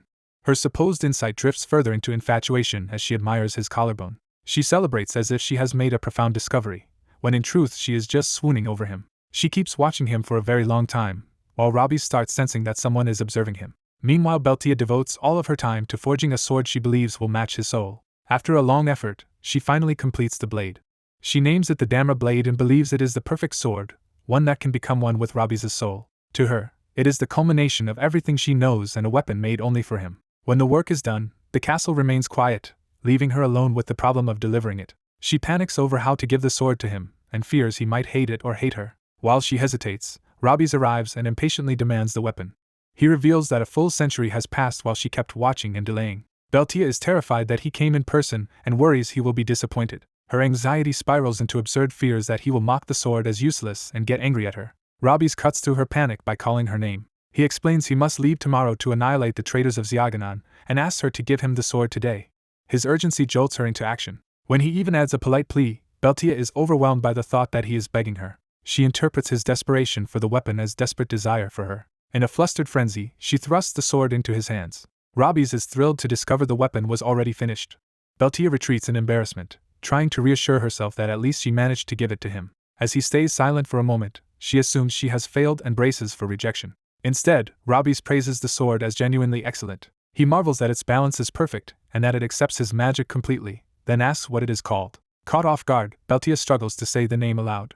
Rabi's enthusiastically adopts the dramatic title Damra sword and immediately likes it. He thanks Beltia and vows he will never forget this favor for the rest of his life. Those words strike Beltia far more deeply than he realizes. She hears in them a promise that his whole life will belong only to her. Her obsession surges as she imagines him looking only at her forever.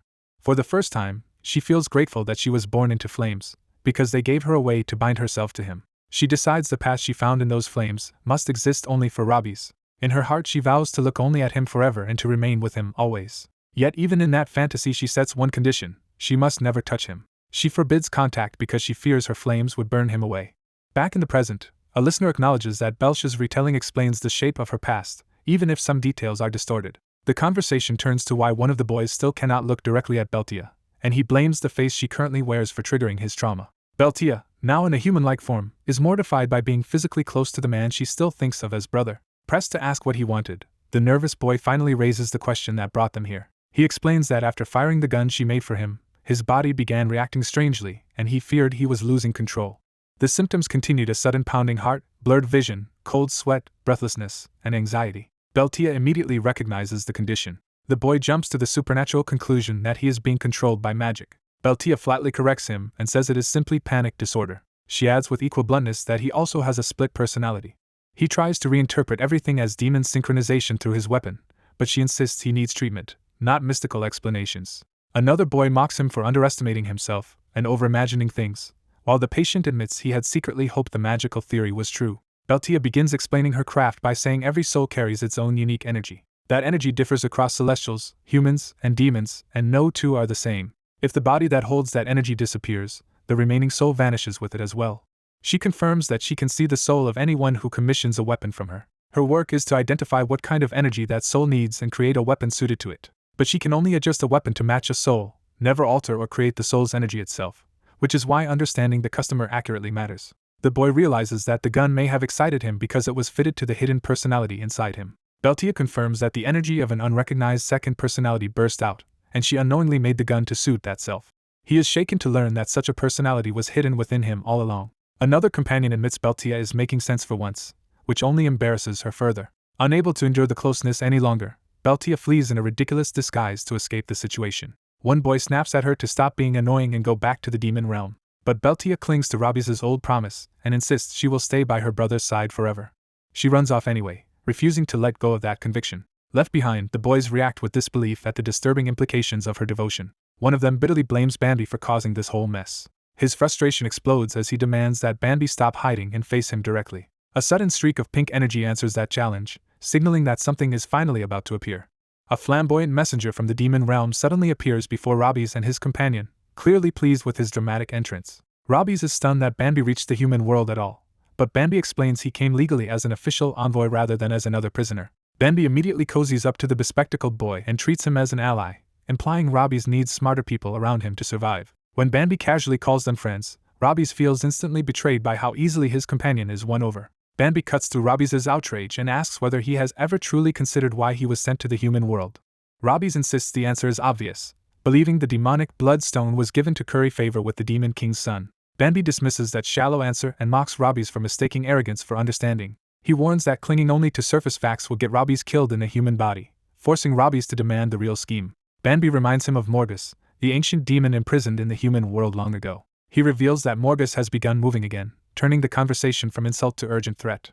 Robbie's is jolted by the name, realizing this is far more serious than he expected. Bambi explains that Morgus is attempting the reverse creation of Circle, a catastrophe meant to erase the heavenly realm, demon realm, and human world alike. The story shifts to a gaudy casino where the machinery rattles under constant use. A slot machine keeps spinning through losing combinations, feeding a gambler's obsession. A demon named Namuja fumes over yet another near miss after wasting days at the machine.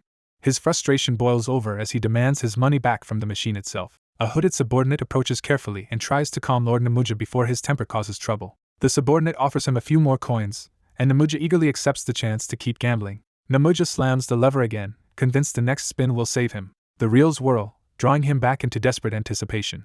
For a moment he thinks he has finally hit the jackpot and erupts in manic joy. Even as the subordinate tries to report something important, Namuja ignores him and stays fixated on the machine. The result falls just short, and Namuja's triumph turns instantly into rage at another almost win. A nearby human celebrates his own jackpot, making Namuja's humiliation even worse. Namuja seethes at the insult of someone else winning what he wanted. The subordinate finally forces out the real message. Robbie's has appeared in the human world as a prisoner. That news shocks Namuja out of his gambling trance. He lashes out at the machine in reflex, but the moment has already shifted. The abused machine explodes in flames, throwing the casino into chaos. As people panic and flee the fire, Namuja and his subordinate walk away from the disaster untouched. Namuja bitterly notes that even his jackpots never work out, then turns his full attention to the report. He orders the subordinate to tell him exactly where Robbie's is imprisoned. The subordinate snaps to obedience, terrified now that Namuja is finally listening. Elsewhere, it is revealed that Robbie's himself arranged for word of his appearance to spread, baiting Namuja into moving. Namuja's messenger unknowingly boasts that he delivered that false lead perfectly, proving the trap worked. Back in the present, the rooftop conversation resumes under a calmer sky. Robbie pieces together that his father and uncle planned this together and deliberately sent him down to stop Morgus. He resents that Morgus kept his own body while he alone was locked into a weak human form for the mission. Bambi explains that Morgus is no longer the same demon he once was after centuries of imprisonment. During that time, Morgus transformed himself into a demon-human hybrid, making him far more adaptable and dangerous. The bespectacled boy realizes that means Morgus can wield both demonic power and human energy freely, just as Miho is being altered by the Bloodstone. Bambi praises the boy's deduction, confirming that Miho's transformation follows the same principle. Robbie demands to know why this burden had to fall on him alone. Bambi explains that if the Demon King's son had entered the human world openly, the heavenly realm would have treated it as an act of war. So Robbie was disguised as a prisoner to keep the mission unofficial. Robbie is furious that no one told him any of this beforehand. Bambi bluntly answers that if they had explained it, Robbie would have refused to come in a human body at all. Robbie summarizes the absurdity of the assignment: stop Morgus, save the human world, and prevent war between heaven and the demon realm. Bambi confirms that no army can be sent, because any demon reinforcements would trigger heavenly intervention and full-scale conflict. He adds that Robbie is also the first test subject of the demonic Bloodstone, though Bambi claims he improved the process beyond Morgus's crude version. Robbie refuses to trust that reassurance. Bambi tries to sell the plan by reminding him that he absorbed Mara's power and already has allies in the human world, even as Robbie resists being volunteered. Robbie's anger slips into insecurity as he wonders whether his father and uncle have abandoned him, and whether Bambi betrayed him for the throne. Then he snaps back to practical fury, shouting that none of that matters if this fragile body cannot kill Morgus. Bambi answers with provocation instead of comfort, claiming they sent reinforcements in the form of Beltia and asking if Robbie is simply afraid. The insult lands exactly as intended, and Robbie explodes at being called scared. Bambi keeps taunting him until pride overrides hesitation. Robbie finally declares that he will kill Morgus with his own hands no matter what body he has. Bambi immediately hails that answer as proof that the real Robbie has surfaced, and pushes him to commit fully. The bespectacled boy is amazed by how easily Bambi manipulated Robbie into accepting the mission. Robbie then notices a flaw in Bambi's claim and asks how Beltia counts as reinforcements at all. Bambi answers more seriously that, for now, the safest place for Beltia is at Robbie's side. When Robbie presses him, Bambi hints that the Murtano family's nature should make the reason obvious. Robbie suddenly realizes Bambi may be implying something far more dangerous than simple escort duty. Before he can finish the thought, a sealed magical letter appears on the table in a pool of purple energy. The bespectacled boy stares at the unexpected message, unsure what has just arrived. The seal projects a holographic gesture card, marking it as an invitation from a dangerous source. The message identifies the recipient as a VIP invited by Namuja to test fate, making clear this is a summons into his gambling domain. Robbie recognizes Namuja as the escaped prisoner they were discussing, and Bambi notes that the target has conveniently come to them. Bambi decides his role is finished and tells them to handle the rest, asking the boy to press the seal so he can depart. The boy hesitates, sensing this is more than a simple farewell mechanism. Still uncertain, he reaches toward the seal exactly as instructed. Robbie realizes too late what that will trigger and shouts for him to stop. The warning comes a moment too late as the boy presses the seal and activates the invitation. A violent burst of purple force erupts from the letter and engulfs them both. The magic tears open a passage, dragging them away before anyone can resist. Bambi watches the trap complete and offers them a cool, almost amused wish of good luck. The teleportation carries them through a storm of casino imagery and stacked chips. They materialize inside Namuja's gambling hall, instantly realizing they have been pulled into his territory. Robbie blames the boy for pressing the seal, while the boy complains that his day has only become more unbearable. Even in panic, the boy briefly wonders whether winning money here might somehow help them outside. Robbie shuts that down and refuses to let greed distract them from the danger. He explains that this is no ordinary casino but a hall where gamblers wager their lives. He warns that losing even a single chip here can cost a person everything. At the same time, another thread of the story begins with a suspicious movement inside an air vent. A tiny warden of the human world reflects on his duty to monitor sinful demons with strict control and pride. But after meeting Robbie, he admits his grip on the prisoners has weakened. He decides that after Mara, the next prisoner he must deal with is the one now causing even more trouble. His target is a calculating human politician, Jung Tae-sik, who stands alone in his office plotting. The warden recalls Robbie's demanding any clue at all, whether a bank password or a safe combination, to expose the man. Frustrated by how pathetic his own surveillance has become, the warden waits for Jung Tae-sik to reveal something useful. Jung Tae-sik mutters about soon becoming Unchan's first lady through his wife's status, showing how deeply his ambition and resentment are tangled. He remains cautious, still wanting evidence before making his next move. An aide bursts in with urgent news that the latest mayoral poll has flipped. Jung Tae-sik demands an explanation, instantly alarmed that his carefully managed campaign is slipping. The numbers show his rival has overtaken him, shattering his confidence. The aide explains that public approval dropped after a fatal worker accident at one of their construction sites and after Young Tae-sik's callous response became known. Young Tae-sik loses his temper, smashing things as he realizes his plan is unraveling at the worst possible moment. The aide apologizes and reminds him that they had been holding first place largely because of Minha's influence. Young Tae-sik falls silent, and a darker solution begins to form in his mind. He asks whether they should simply clean everything up, meaning erase the problem rather than solve it. Night settles over the city as his decision moves from thought toward action. Young Tae-sik calls President Hong about the Uncheon Station Transfer Center project and pretends to be generous. He offers the lucrative deal to Hong if he wins the mayoral race, framing it as mutual help between allies. Then he asks for something in return: sympathy votes, implying he needs a tragedy to sway the election. Hong readily agrees, showing he understands the corrupt bargain without needing it spelled out. Young Tae-sik ends the call pleased that Hong has grown into someone who grasps dirty politics instantly. He then asks where Seo Ju-hee is and learns that she has just left for the hospital with Minha. Seeing the opportunity, he orders their location sent to Hong so the gangster can handle the rest personally. From the vent, the warden realizes with horror that Minha and her mother are now in immediate danger. He races off to warn Robbie's before the assassination can happen. The scene shifts again to a park at night near the hospital district. There, Beltia sits exhausted in her human body, complaining about the heat and how miserable this world feels. Bambi suddenly appears beside her, catching her off guard. Beltia instantly explodes at him, furious over how badly he has treated her. She grabs him and vents her rage, while Bambi lightly notes how emotional demons become in human bodies. Her anger spills into a deeper grievance. Robbie's was sent into wealth and comfort, while she was dumped into a body with nothing and forced to struggle just to live. She remembers being chased by violent men because of the face she was given, making her human life feel like a curse. Now she can only scream in frustration at how senseless and cruel it all has been. Bambi admits he should have possessed her only after she found the crypto wallet she had been searching for before death. Beltia snaps that a coin wallet alone would never have fixed her life, because her problems ran much deeper than money. For once Bambi softens and tells her that is exactly why this can still become something good for her. Beltia is thrown by the idea that she might still have a dream worth pursuing. Bambi reminds her that what she truly wanted was to work for herself instead of living only for her family's expectations. That memory reaches her, and she begins to reconnect with what she once wanted for her own life. Bambi offers a bargain tailored to that desire. In this world she can work only when she wants, and in return she can live as she chooses. Beltia wavers, tempted by the possibility of freedom after so much suffering. But then something catches her eye and breaks the spell of his offer. She notices the pink bear costume head nearby and remembers the horror tied to her rebirth. The memory reignites her anger instead of calming it. She bitterly mocks Bambi's promise as a dream, reminding him she nearly died trapped inside that bear suit right after being reborn.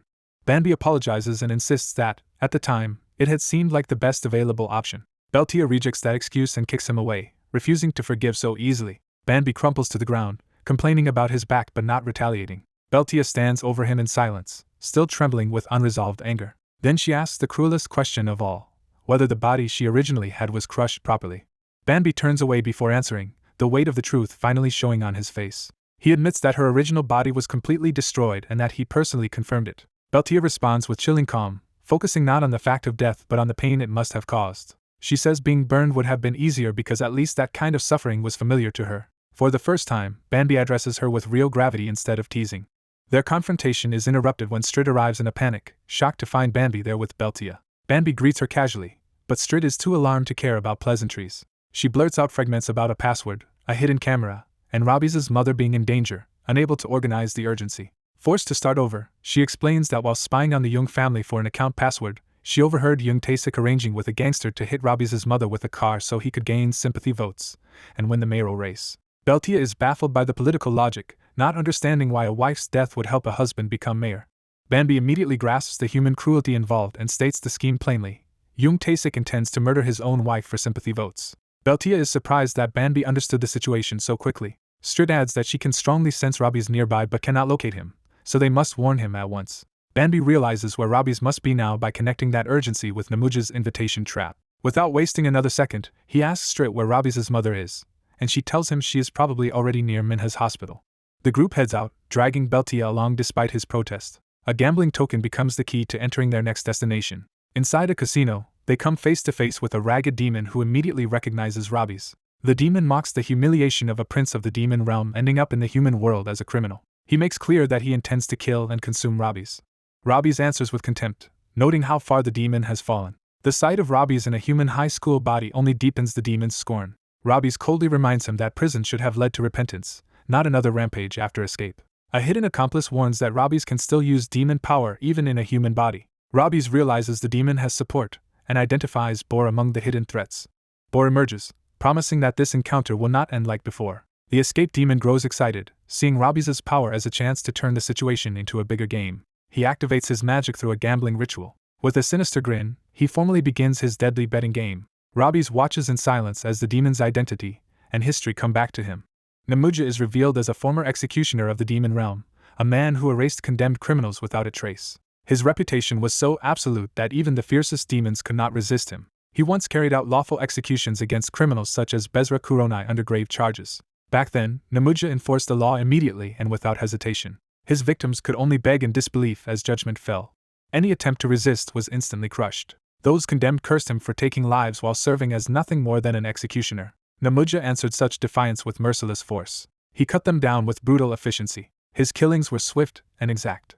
He never let emotion interfere with the sentence. That absence of feeling was what made him so terrifyingly effective. As an executioner, his greatest strength was delivering death without hesitation or pity. But eventually, something corrupted him. He became obsessed with gambling, treating probability and wagers as if lives were pieces in a game. From then on, even after judgment was complete, he rolled dice before deciding whether to execute the condemned. He began offering criminals a cruel bargain in which their lives depended on beating his roll. It was the arrogance of someone who believed life and death belonged in his hands. Namuja would roll first and promise survival only if the prisoner's total surpassed his. Terrified prisoners could do nothing but beg for mercy. His own roll could be mediocre, leaving a sliver of hope. He would even taunt them by pretending they still had a chance. Then he forced the dice into their mouths and made them play. Under his shadow, terror alone nearly broke them before the roll. They struggled just to obey. At last they spat the dice out. Sometimes the result came heartbreakingly close. For a moment, the condemned would think they had survived. Namuja would dismiss that hope with mock regret and order his subordinate to release them. The prisoner would thank him, believing luck had saved their life.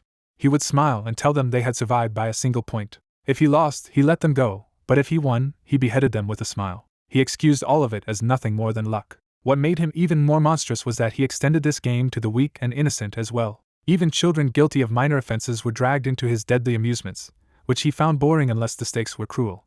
He would tempt them with false hope, offering to cancel punishment if they could beat his card. But losing still meant death. Some children were so frightened they tried to accept punishment instead of playing. Namuja refused to let them escape the game. He blamed them for not refusing crime earlier and forced a bet on them anyway. He revealed a low card for the child. Then he showed his own higher card. Delighted by the result, he celebrated the child's loss. Even desperate pleas and promises of lifelong service meant nothing to him. He struck the child down without hesitation. The victim died still crying. Namuja mocked the child for lacking the resolve to die cleanly after betting his life. He dismissed the murder as the victim's bad luck. For him, the moment a criminal lost the gamble, their fate was sealed. Then he devoured them. He consumed not only flesh and bone, but fear and soul as well. Such feeding on the weak was forbidden even in the demon realm. Yet breaking that taboo became another pleasure to him. By then, Namuja had ceased to be an executioner and become a predator addicted to gambling. When word of his corruption reached Robbie's, he decided to intervene personally. At the time, Robbie's was stunned to hear that the executioner himself had fallen. He judged Namuja to be irredeemable, so Robbie stepped in to stop him. His first instinct was to destroy the cursed dice that enabled Namuja's madness. He also meant to shatter the hand that had so casually assigned death. Robbie's returned that same violence directly to Namuja. But the demon realm's laws protected official executioners in ways that made justice difficult. Because Namuja still held government authority, Robbie's could not legally execute him himself. Not even a prince could simply kill him. Robbie's bitterly condemned the officials who kept shielding a monster like that. Even wounded, Namuja took comfort in surviving through legal protection and called it luck. Thus the sword that once enforced the law remained alive. But from then on, that sword gambled with its own life and everyone else's. Namuja became a fallen execution fiend, discarded from justice and consumed by the table. The flashback ends as the present Namuja hurls himself at Robbie's, thrilled to wager lives again. He exults that this time the stake is Robbie's life. Robbie's realizes Namuja is exploiting a loophole by treating him as an escaped demon rather than a human host. Elsewhere, a woman leaves the hospital after admitting Manhwa and heads toward her law firm. She updates her lawyer and prepares to move publicly against Seo Young. Her plan is to file for divorce, go public, and use public opinion to keep him from striking back easily.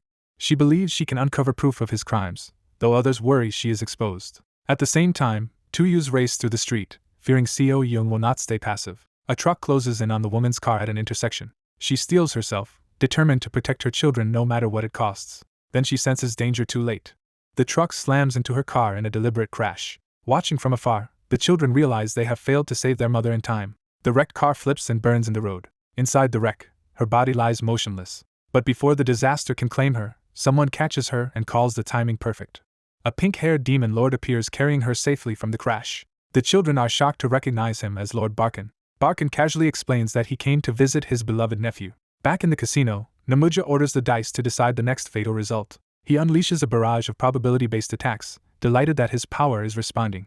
Robbie's cuts through the incoming assault. He mocks Namuja for having spent 300 years only to remain unimpressive. Namuja insists he was foolish before, but now his mastery of probability has changed everything. He boasts that even Robbie's famed perception cannot escape his calculations. A monstrous attack surges toward Robbie's. Robbie's braces himself as the attack closes around him. Namuja reveals his warped philosophy that luck is merely a flaw in divine design, and that he has replaced it with statistics. Robbie's is forced to endure the pressure of that power head-on. The attack detonates across the casino floor. Miho panics, thinking Robbie's may have been overwhelmed. Namuja boasts that he spent 3 centuries calculating every combination of his abilities to avenge his humiliation. His entire obsession has been to kill Robbie's one day. Robbie's answers with contempt, saying it took him 300 years just to start thinking. Miho suddenly realizes what that means in terms of dice outcomes and combinations. When Namuja mistakes Miho's reaction for mockery, the boy quickly flatters him to buy time. The praise only makes Namuja more eager to show off. He demonstrates another controlled role. Exulting, he claims luck itself now obeys him. He declares that because he controls probability, failure no longer exists for him. Robbie studies the attack pattern and prepares a response. The two powers collide violently in the casino. Namuja rages that he came to the human world specifically to prove his perfected skills against the one who cast him down. Robbie's counters by charging straight through the blast. He closes the distance in midair despite the barrage. Robbie's realizes he only survived the previous hit because he had absorbed Mara's power. Namuja takes that survival as proof of the great Demon King's bloodline and grows even more excited. Robbie's rejects the premise of Namuja's game and declares that the final outcome is his to decide. Namuja answers by rolling again, eager to let the next fate fall. This time the dice produce what he calls a jackpot. Robbie's is caught off guard by the term and the sudden escalation. Namuja condenses the result into a devastating jackpot explosion meant to kill instantly. The blast engulfs Robbie's. He is hurled away through the wreckage. Miho can only scream in fear. Namuja, still reveling in human gambling culture, compares himself to Caesar and delights in the idea that the die is cast. Robbie's demands to know how Namuja became even stronger than he was in the demon realm. Namuja reveals that devouring the lives of those who lost bets to him made him stronger. Robbie's realizes that escaping hell instead of remaining imprisoned there may have let Namuja keep growing unchecked, and he condemns the authorities for failing to stop him. A grim suspicion forms in Robbie's mind. He tests it by asking whether Namuja met Morgus after breaking out. Namuja blurts out that Morgus released his mana shackles, only to realize too late that Robbie's tricked him into confessing. Enraged at being played, Namuja escalates the fight and raises the stakes to double betting. The dice land on the same result again, and he calls on Little Joe once more. A storm of summoned projectiles rains toward Robbie's from every direction. Robbie's endures the barrage behind his sword, bloodied but still standing as the fight continues. The gambler demon presses his advantage and taunts the wounded boy, certain that this probabilistic assault will eventually break him. Even as the attacks tear into him, the boy turns the demon's own logic back on him and questions whether mastering probability ever guaranteed total control. The demon dismisses every past victory by mortals as meaningless, revealing that he never valued the outcomes of his games at all. His magic circle keeps the cursed dice and marked letters in motion as the attack continues without pause. The demon suddenly notices something strange about the boy's eyes and realizes the fight is no longer unfolding as expected. The boy endures inside the storm of dark magic instead of escaping it, as if he is deliberately letting the attack continue. He calmly asks whether the demon slaughtered everyone who ever gambled with him, win or lose alike. The demon proudly confirms it, boasting that every gambler who crossed his path was consumed in the end. But the dice produce a result that shocks even him, hinting that his supposedly random system has repeated itself. Trying to force momentum back in his favor, the demon lunges in with another technique. He drives forward in a burst of power, convinced brute force will finish what chance has not. Mid-attack, his confidence falters as he senses the flow of the battle slipping out of his control. The boy tells him he should have noticed by now that something fundamental has changed. The demon realizes the same dice pattern has appeared twice in a row, something his understanding of odds says should not happen. For the first time, he hesitates and wonders whether the impossible is actually occurring. The boy seizes on that doubt and points out that the demon himself is now asking whether the impossible can happen. He explains the exact probability of repeating that same sequence with 2 dice, reducing the miracle to a precise calculation. The number is so tiny that the event is effectively impossible, and the absurdity of it lands on everyone present. The boy emphasizes the point with a cold smile, forcing the demon to admit that probability alone cannot explain what is happening. The demon panics because his entire identity rested on understanding every possible outcome, and now reality itself is contradicting him. The boy reveals the answer is not luck at all but something the demon should know after centuries among humans: DNA. The demon can barely connect the word to the blood spread across the battlefield. The boy explains that blood carries information and can replicate what it has learned. He reframes his power as a blood-based memory that can reproduce the experience of battle. The demon finally starts piecing it together and fears what the boy's blood membrane really means. He realizes the boy endured the barrage on purpose so his blood could be scattered everywhere and record the attack. Desperate, the demon rejects the explanation and tries to cling to his old superiority. The boy answers with a grin, inviting the demon to trigger his own jackpot explosion now that the trap is set. The dice roll again under the same curse system, but now they are no longer acting in the demon's favor. When the impossible pattern repeats once more, the demon's certainty collapses into outright terror. The boy reminds him that he did not spill his blood for nothing. Blood droplets spread across the floor and objects become the medium for his counterattack. He declares that his blood remembers an attack once it has received it and develops immunity against it. The demon watches in horror as his magic is not merely resisted but absorbed by the blood surrounding him. The boy promises to return that stolen power exactly as it was taken. He gathers the absorbed energy into his own hand, preparing to alter it into something deadlier. Then he reveals the twist. He will send it back as fire that burns the demon instead of dark magic that wounds him. With the attack formed, he closes the distance and brings the blazing counter-strike down. The fireball slams directly into the demon's chest before he can defend himself. The impact erupts into a monstrous blaze that engulfs the demon's body and magic alike. As he burns, the demon curses Robbie's and rages about the suffering he has endured for ages. His scream stretches through the inferno as the counterattack consumes him completely. When the flames clear, the boy stands untouched while the demon's dice lie broken and powerless. He coldly tells the fallen demon to go on living in misery if he can. The boy makes clear that the demon brought this ruin on himself by dragging him into this place. The shattered dice on the floor confirm that the demon's game and authority have both been destroyed. That night, the scene shifts away from the battle to a quiet apartment where allies have gathered. Lord Barkin arrives in time to hear that Miho's mother survived only because of their intervention, and the room briefly relaxes into conversation. The black-haired boy, now changed into casual human clothes, dryly answers questions about why he is dressed like an ordinary person. The mood turns playful as he mocks the pink-haired demon uncle for his shameless habits. The uncle fires back with threats and bluster, but the exchange is more family squabbling than real hostility. The girl he rescued dismisses him as a filthy pervert, keeping the teasing going. The uncle lunges in outrage, and she physically fends him off while still insulting him. Once the comedy settles, the green-haired ally reports that sending the boy to the human world paid off because he absorbed 2 high-level powers, then asks about clues to Morgus. The boy explains that Namuja knew nothing important, and was only an early experimental subject in Morgus's modifications. The ally concludes that Morgus likely discarded Namuja because an untrustworthy gambling addict made a poor subordinate. They agree they must locate Morgus quickly, but his magical signature has become difficult to trace because a dimensional barrier now blocks it. Even with great power on their side, direct detection is no longer reliable, forcing them to think differently. The ally suggests Morgus may come to them on his own now that Bor has been released again, removing the need to hunt him first. Before that plan can settle, Miho erupts over a more immediate crisis: Jung Taesik and the money tied to him.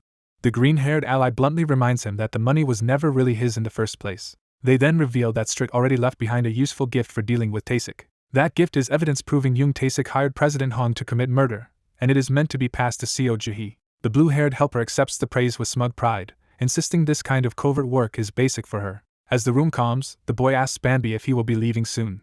Miho immediately demands that Banbi take the troublesome uncle and the rescued girl with him as well. The uncle refuses in panic, claiming he fought hard for permission to come to the human world and has nowhere else to go. Miho threatens to spread humiliating rumors about the uncle wearing human clothes, which terrifies him far more than any battle. Their bespectacled companion awkwardly interrupts, confused about why so many powerful figures are gathered in his home. The story then moves to a hospital, where doctors assess Miho's mother after the recent attack. They explain that her physical injuries are manageable, but the psychological shock is severe enough to leave her in acute stress and temporary unconsciousness. Her husband gratefully thanks the doctors, who say she survived largely by luck and should awaken after rest. After the medical staff leave, the room falls quiet around her bed. A hand tightens around hers, showing that someone remains beside her in silence. That someone is Jung Taesik, who coldly remarks that both mother and son are lucky to have long lives, unlike Miho's father. He begins reliving the past, recalling when he first met Seo Jae and how pleasant everything seemed then. Back in school, a teacher tried to stop Taesik from reporting widespread class violence, urging him to protect the school's image instead. Taesik rejected that compromise, insisting schools should value achievement over social ties and that punishing the class was necessary. The administration brushed him off and sent him back to class, refusing to act. That indifference convinced Taesik that adults were useless and unworthy of authority. He left the office carrying that resentment with him. Outside, other students mocked him for reporting them again and treated his sense of justice as a joke. They warned each other that someone as intense as Taesik would eventually turn dangerous, while still bullying him openly. Taesik's anger deepened as he realized they judged him by his face and isolation before anything else. One bully moved to strike him for not lowering his gaze, but even that violence was wrapped in ridicule. The others laughed at his fear and humiliation, enjoying how easily they could corner him. As they walked away, they promised another confrontation later, making clear the torment would continue. Taesik internalized them as lowly creatures who only acted brave in groups and within school walls. He decided that once they entered real society, they would never dare speak to him that way again. Then he saw a girl greeting another student warmly, and his attention fixed on her. In his mind, everyone else became unworthy of even sharing his school except one person. That person was Jihi, whose name became the center of his obsession. He convinced himself she alone stood on his level and began defining her as his rightful equal. Her status as the daughter of a powerful construction CEO only intensified that fixation. Her beauty and social standing were enough for him to decide she belonged in his future. But he later learned she had not waited for him at all. Instead, she chose another man, shattering the fantasy Taesik had built around her. Office gossip revealed that assistant manager Park had married the boss's daughter, and Taesik was stunned to hear it. The story spread that Park was an orphan, that Jihi's father opposed the match, and that the couple ran away together anyway. Taesik's resentment exploded because he had sacrificed his own ambitions and still lost everything he thought he deserved. He interpreted Jihi's choice as a personal betrayal rather than a life she freely chose. In his mind, she abandoned him and even had a child with the orphan he despised. He secretly watched Jihi's new family from a distance, unable to let go. That spying hardened into a vow that he would never forgive her. While Jihi lived happily with her husband, Taesik buried himself in dirty work and ruthless ambition to rise in the company.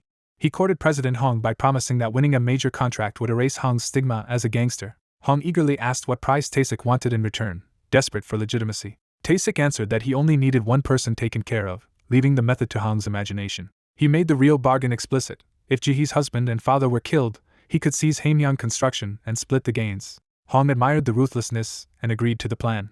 Taesik accepted the deal with quiet satisfaction, having crossed the line into murder for ambition and obsession. Even after all that, he still obsessed over the idea that someone unworthy had been allowed to stand beside Jihi. Now in the hospital, he convinces himself that the old rival is finally gone and that the struggle is over. He remembers Hong later reminding him that they were now bound together by blood and profit after the husband's death. At the funeral, Jihi and her children grieved while Taesik watched from a distance, already calculating his next move.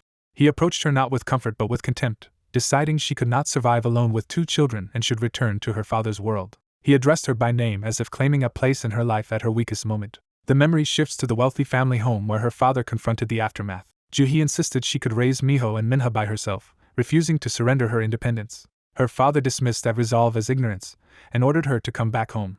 He framed the issue not as love or grief but as family shame, unable to bear seeing his bloodline live modestly. Then he summoned someone into the room to settle matters his way. That person was Yoon Taesik, introduced as the most capable man in the company. Jihi's father presented him as a kind man willing to accept a daughter with 2 children, turning her future into a transaction. He bluntly ordered her to stop resisting, remarry Taesik, and restore the family's status. Taesik remembers how hard he worked to put everything back where he believed it belonged. Back in the present, he tells the unconscious Jihi that he even tried to care for children who were not his blood. He bitterly claims fate twisted their beginning, as if destiny rather than his own choices ruined them. He recalls trying to play the role of father by bringing gifts and learning what Miho liked. He even queued publicly for a game console, proud that he had finally obtained something the boy wanted. But Miho only cried that he wanted to see his real father again for his birthday, and Taesik was blindsided. Juhi tried to comfort her son by saying his father would still celebrate him from heaven. Miho, still grieving, asked whether she had forgotten his father because of her new husband. Juhi answered through tears that she could never forget and still loved Miho's father deeply even now. That confession shattered Taesik's delusion that time and effort had replaced the dead man in her heart. He raged that the man he considered worthless was still ruining his life from beyond the grave. His resentment expanded to the children as well, because he believed he had taken in discarded lives only to be repaid with rejection. He reduced human relationships to status and utility, insisting people can only live together if they are on the same level. Now beside her hospital bed, he reveals the full truth to the unconscious Juhi. He killed both her husband and her father. He adds that Miho learned he was responsible for President Hong and the grandfather's deaths, which is why the boy became his enemy too. Taesik admits he tried to kill Miho as well, but the boy survived, and he mocks that survival as mere luck. He warns that Juhi's luck will not last much longer either. With that thought, he reaches his final conclusion about what to do with her. He decides that if she cannot belong to him and cannot forget the dead, then it would be better if she never woke up again. After making that threat, he turns to leave the room as if the matter is settled. Jae remains motionless in bed, giving no outward sign that she heard any of it. Yet a tiny change appears at her eye, hinting that his confession may have reached her. A tear slips out, proving that somewhere beneath the shock and unconsciousness, she is still aware. Her remembered words about never forgetting Miho's father linger as the emotional truth Taesik could never accept. And that truth leaves Taesik shaken, because even now he cannot bear that Jae still belongs to the past he failed to erase. A man arrives at the home carrying gifts, while inside someone trembles with pent-up emotion. He enters as if returning to his rightful place, bringing presents that underline his role as the family's new provider. The mother gently pressures Miho to accept that his dead father is gone and that a new father now stands in his place. She keeps persuading the crying boy that resisting this new family order will only hurt everyone, especially the man she wants him to accept. Miho remains devastated, unable to let go of his real father despite her insistence. Through tears, she urges both herself and her son to transfer the love they once gave the dead man onto the new husband. But beneath that obedient performance, her grief hardens into something darker. Remembering Young Taesik by name, she focuses her hatred on the man who replaced everything she lost. Her mourning turns into open contempt as she recognizes him as the source of her ruin. Time passes, carrying the story from that painful memory into the present. At school, concern shifts to whether Miho's mother has recovered from her recent hospitalization. Miho explains that she still isolates herself after being discharged, though she at least smiles for him and Minha. His friend is relieved, but the conversation turns to a more urgent problem. Election day has arrived. Miho admits he has restrained himself on Bandi's advice, yet if Taesik wins office, he fears he will lose any chance to protect his family. His friend confidently promises that Taesik's victory will not stand. That night, the city waits as the election results come in. The announcement confirms Yoon Taesik's victory, making him the new mayor of Unshin. His aides celebrate wildly, while Taesik receives the news with smug composure. He thanks his subordinates and treats the triumph as the reward for their shared scheming. The media frames him as a family man staying home with his recovering wife after her accident. As interview requests flood in, his staff prepares to present him publicly as the city's new leader. Taesik coolly decides to change clothes first, more concerned with appearances than the chaos beneath them. He heads into a private room to prepare for his public debut. The door closes, sealing him inside with the woman he believes he still controls. He reminds her that she is now the mayor's wife and orders her to behave for the children's sake. She answers with silence, no longer willing to play the role he assigned her. When she does not move fast enough, he snaps and commands her to bring his tie. She remains outwardly submissive, hiding her intent behind that silence. Instead of serving him meekly, she reaches toward him with deliberate calm. While rehearsing a noble speech about duty and service, he admires himself in the mirror. She congratulates him and offers a tie she bought in his favorite color, pretending to celebrate his success. He lets her dress him, amused and certain that she has finally yielded. Drunk on power, he asks whether becoming mayor has finally made her obedient. She answers by telling him his interview will never happen. His confidence falters as he realizes she is no longer speaking like a broken victim. She suddenly yanks the tie tight around his neck, turning the gift into a weapon. Taesik panics and rages, unable to believe she would attack him at the height of his victory. She reminds him that she warned him this moment would come. With murderous clarity, she says that if his neck were in her hands, she would strangle it without hesitation. He fights back in terror, calling her insane as he tries to break free. She brings up what he confessed at the hospital, forcing him to face the crimes he thought were buried. She accuses him of ordering the murders of the children's father and her own father, and of trying to kill her too. Then she reveals the trap. She uploaded his confession to the internet. She adds that she already handed evidence of his corruption to the police. For the first time, Taesik is genuinely shaken, realizing his downfall was prepared in secret.